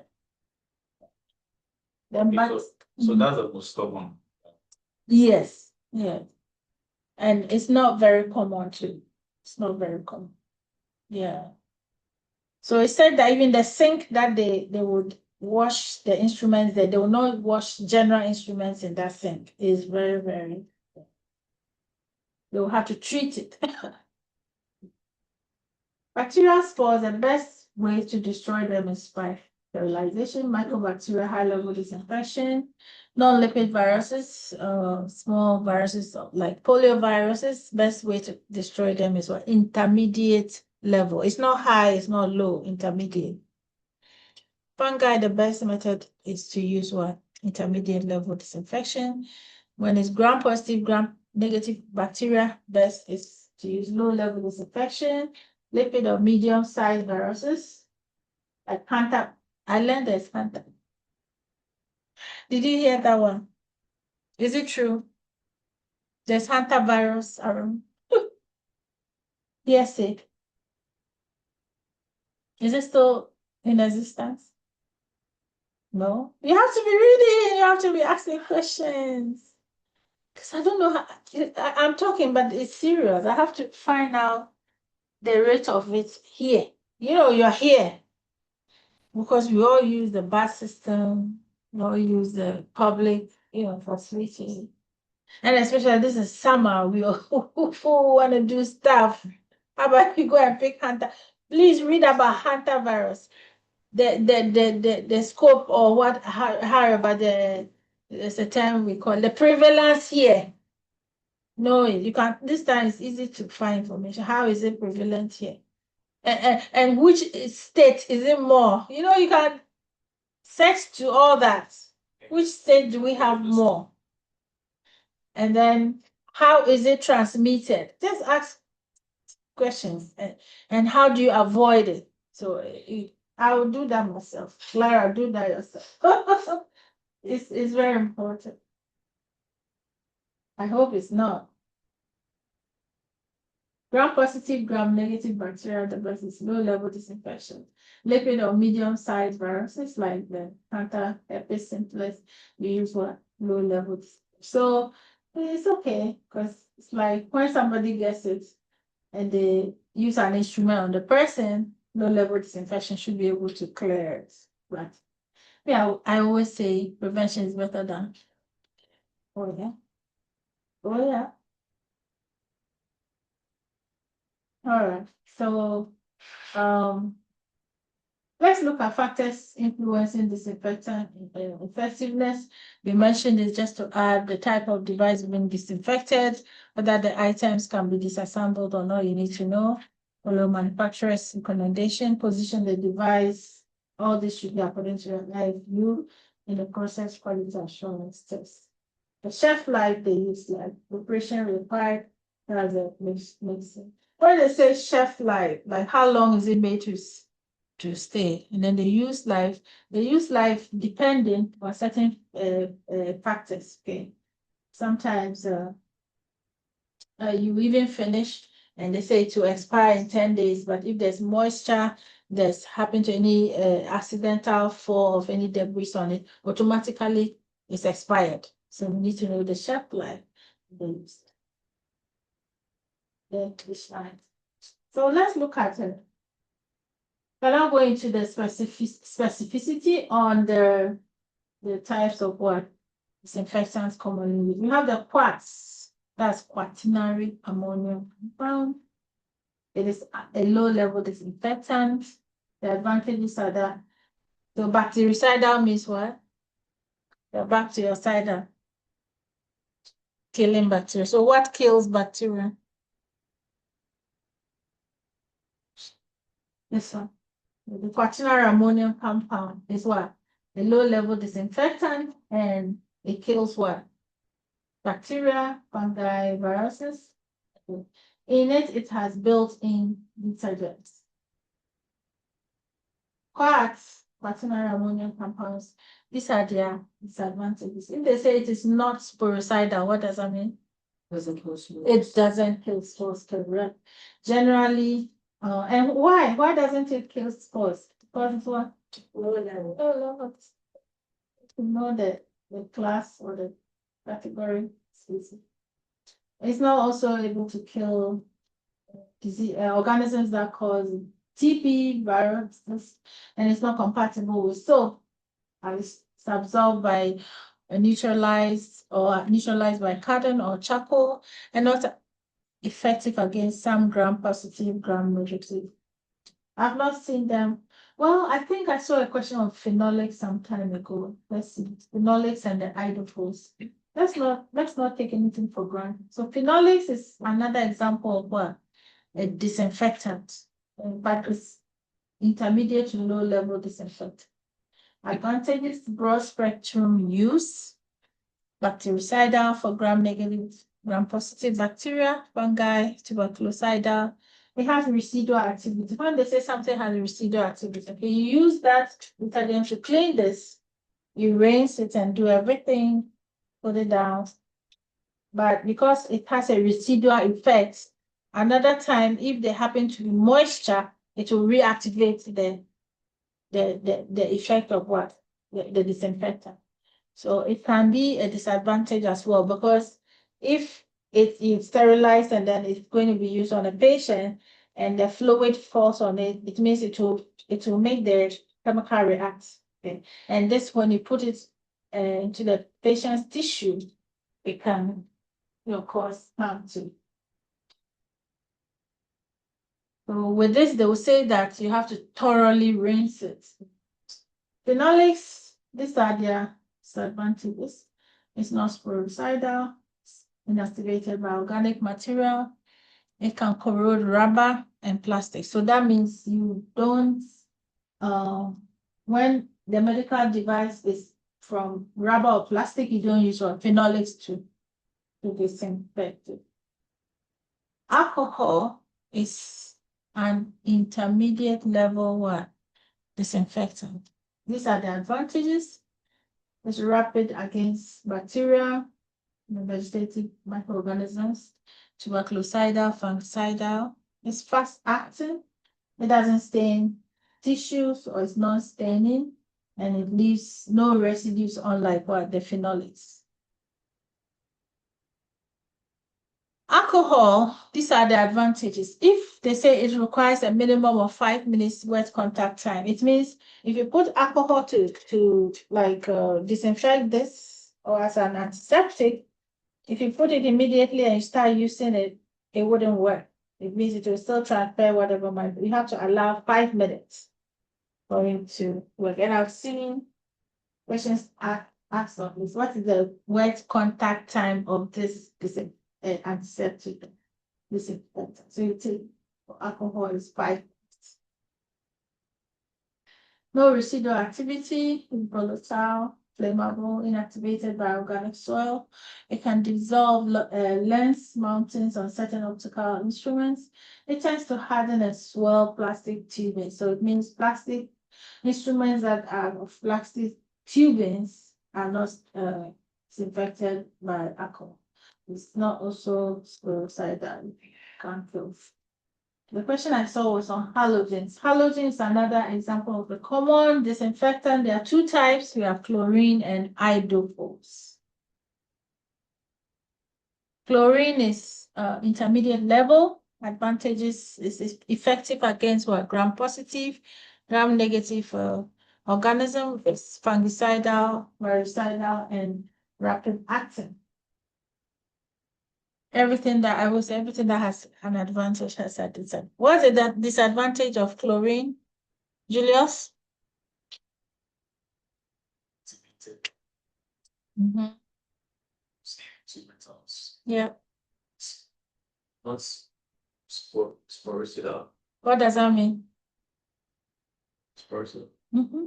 They say chlorine is not sporicidal. What does that mean?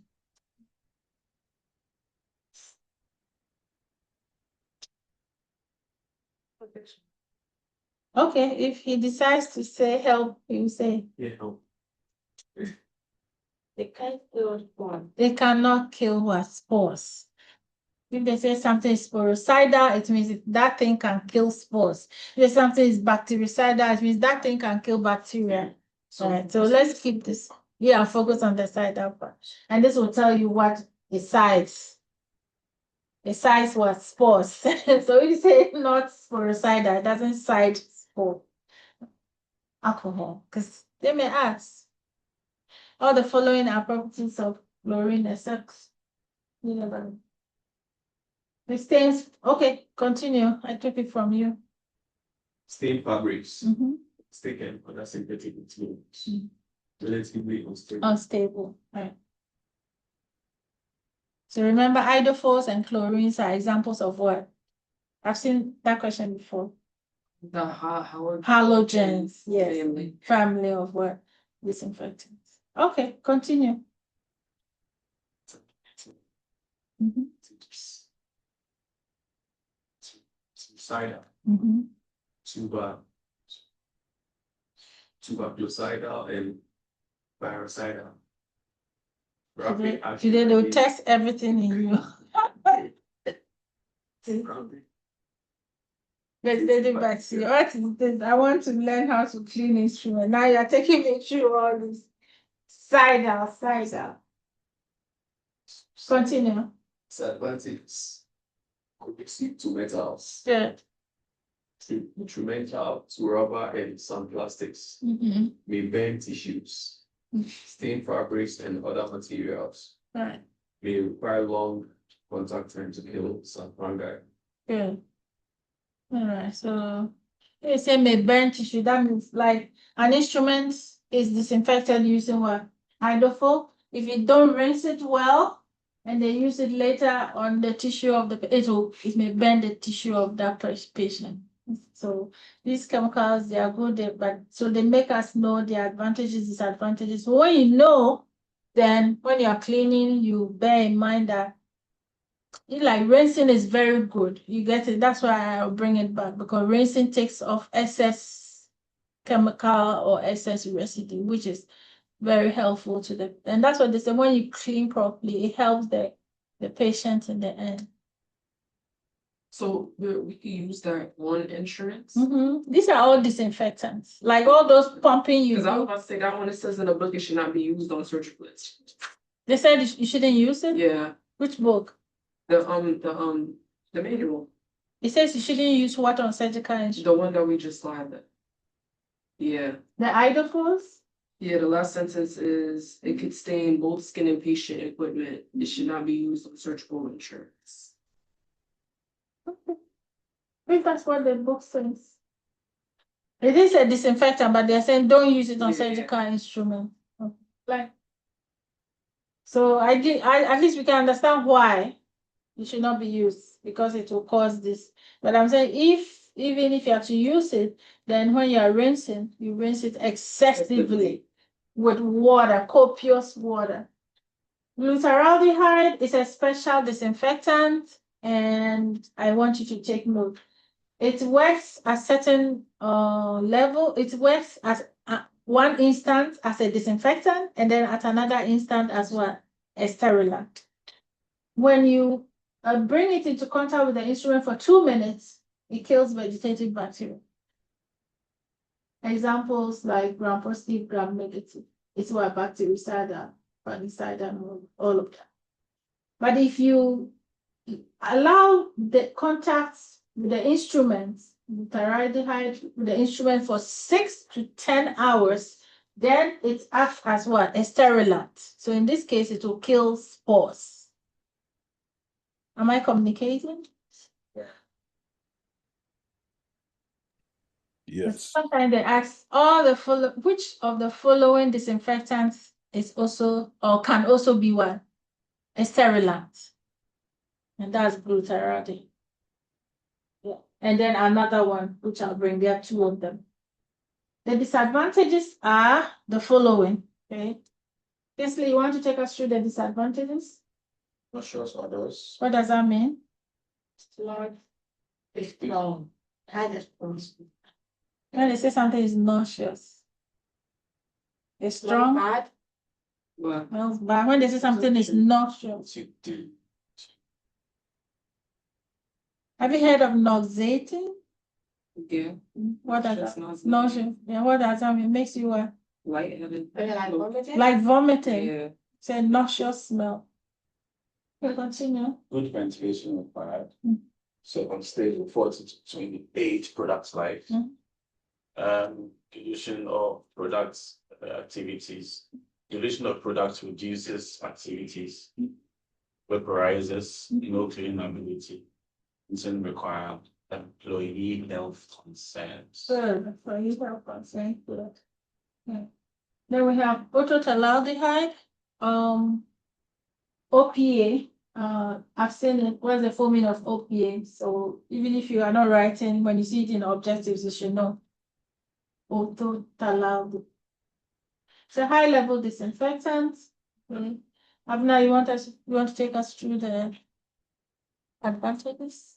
Factor, user-friendly, compatible with a wide range of endoscope and medical devices, require no activation or mixing. Right. So this is and then it's the disadvantages. Me? Yeah. Oh, does not have sterilant label claim. Mm-hmm. When they say something doesn't have sterilant label claim, what does that mean? That is can be see that sterilization. Yeah, so it doesn't have inbuilt sterilant properties.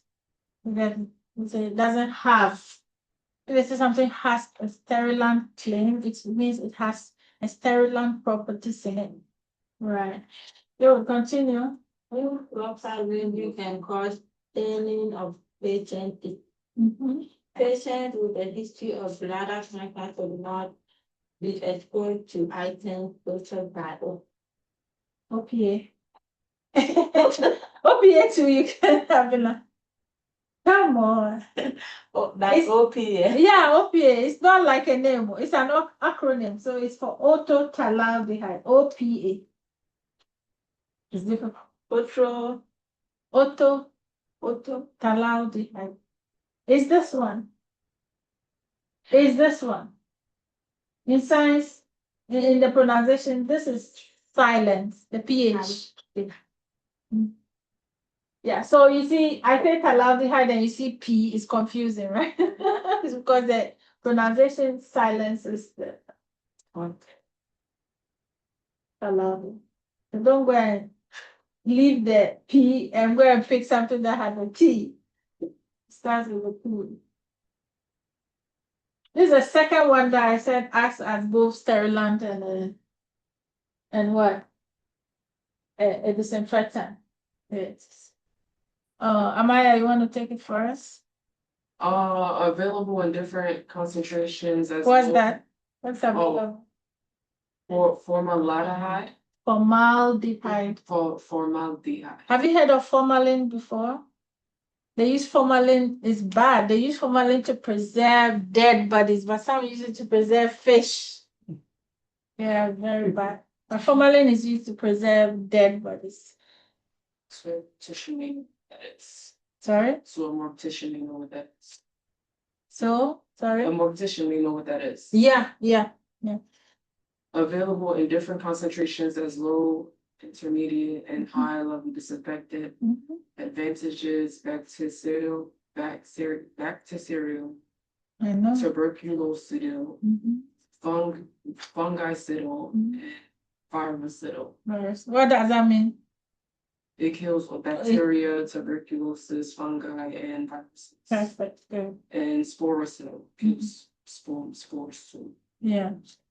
Kill spores, but at this condition, 8% formaldehyde and alcohol. So 2 of the common disinfectants act as a disinfectant and a sterilant. What are they? Butyraldehyde and formaldehyde. Formaldehyde. Yeah, formaldehyde. Kweku has nailed it. Continue. Disadvantages: inactivated by organic materials, may stain fabrics, plastics, and other synthetic materials. How you say that? Look at it again. Carcinogen. Look at it again. Carcinogen. No. Look at it again. Carcinogen. Good. I know today I said I'll test you in the scientific way. Carcinogen. What's a carcinogen? It's any substance that can potentially cause cancer. So that is its disadvantage.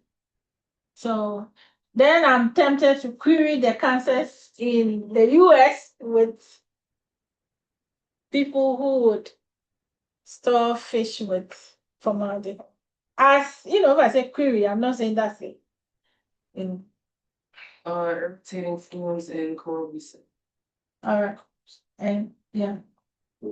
And they are corrosive. They can cause metals to corrode. So complete it for us. Yeah. Follow manufacturer's instructions, use appropriate containers, cover the containers, wear gloves, reuse only those products labeled for reuse, watch expiration dates and test as necessary. When doing what? When using High level disinfectant. rinse thoroughly. Sorry. Rinse thoroughly and dispose of according to established guidelines. Yeah. There are some chemicals, they tell you how to dispose. You don't pour it on the sink, you pour it on the nozzle. They tell you on the manufacturers on IFU. Yeah, so all of this, don't worry, when you go in those already there, they do it and they'll tell you. And you also follow. When this is done, you document. Documentation is very important for high level disinfection. So here you will have to wear your PPE, use an exhaust hood. A hood is a chamber that you would mix chemicals. So it protects your eyes from it. So your hands are inside, you see everything, but there's a cup. That's a mixing hood. Then hospitals develop a spill plan. So in case you're working with them and there's a spill, what do? It's outlined in the spill plan. Provide an eye wash or shower station. You remember the eye wash station? Remember the distance? Should be good. And how many minutes? 10 10 seconds. minutes you should be there. Don't forget that because they ask questions on that. Provide easy access to a phone, so there must be telephone designated in this area so that you call when there's an emergency. Also, every year they provide staff training on this disinfectant safety. And then as you are working, there are other personnel who come to monitor the air that you are working. So to ensure that the chemicals you are not inhaling amounts that will be detrimental to your health.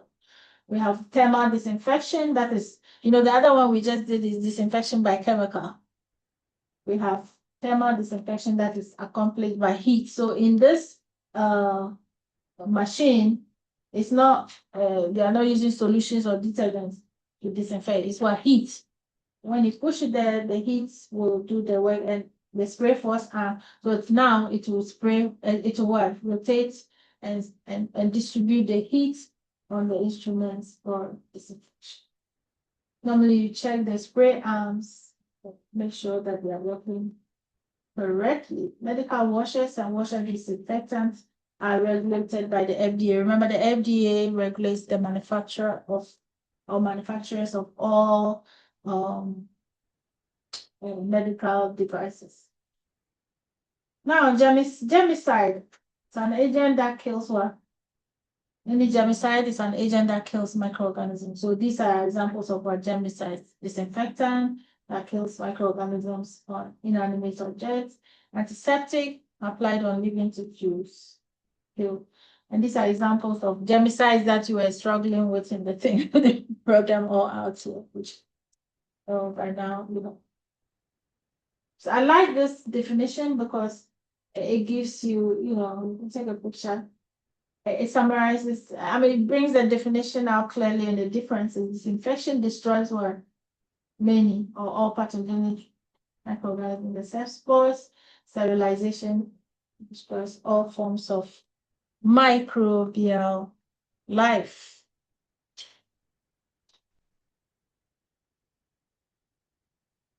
It's time. Let's see what's said.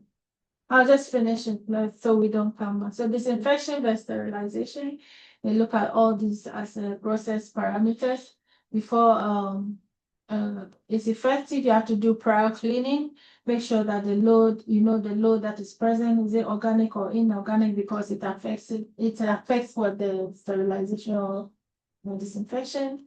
Make sure you follow the exposure time, the physical nature of the object. Make sure there's no biofilm. And so biofilm is where microorganisms are, protected with a thin layer of water, and that when it's like that, spores can easily hide and will be able to resist sterilization. So you take note of all these: temperature, relative humidity, and when we say organic load present on an instrument, it means what? Anything of organic matter like blood, pus, fecal matter. And if it is inorganic, it could be reactions, physical barrier, and then a lubricant material. We have salts, crystals, and then occlusion crystals. Disinfection, killing of germs, against a repetition, I'll just go over. Killing of germs by chemical or physical means directly applied. Note that it is what? Less effective than sterilization. You agree? Disinfection is less effective than sterilization. Do you agree? Why? Yes. Disinfection cannot kill spores. I like that. Kweku, what were you about to say? Oh, nothing. Nothing. Okay. All right. But do you believe that disinfection is less effective than sterilization? Yes. Why? Because disinfection kills germs by chemical or physical means directly, whilst the other one, while sterilization kills microbial life. Oh, so it's yes, because let me come clearly, because sterilization kills all microorganisms except spores. Spores are also microorganisms. So disinfection does not kill all. Okay. But sterilization kills all microorganisms, including what? Spores. Beko, are we on the same page now? Yes. All right then. So the terms used for inanimate objects, the disinfectant can be low, intermediate, or what? High. I just want us to nail this the next time we're going to a different. And the pH hydrogen activity, this take note, as pH increases, this is what happens in when you are using quaternary ammonium compounds and glutaraldehyde. It increases antimicrobial activity. As pH decreases, okay, as pH increases, it decreases antimicrobial activity in phenols, hypochlorites, and iodine. I've not seen many questions here, but then I hope we've come to the end and you have at least something to hold to be held accountable for statement. Read the book, answer the questions, answer the progress test, and you're good to go. Please take a picture of the next slide, put it there, and say resume. Chapter 10. I put it for you so you can. Oh yeah, and it brings you, yeah, you see, not bad.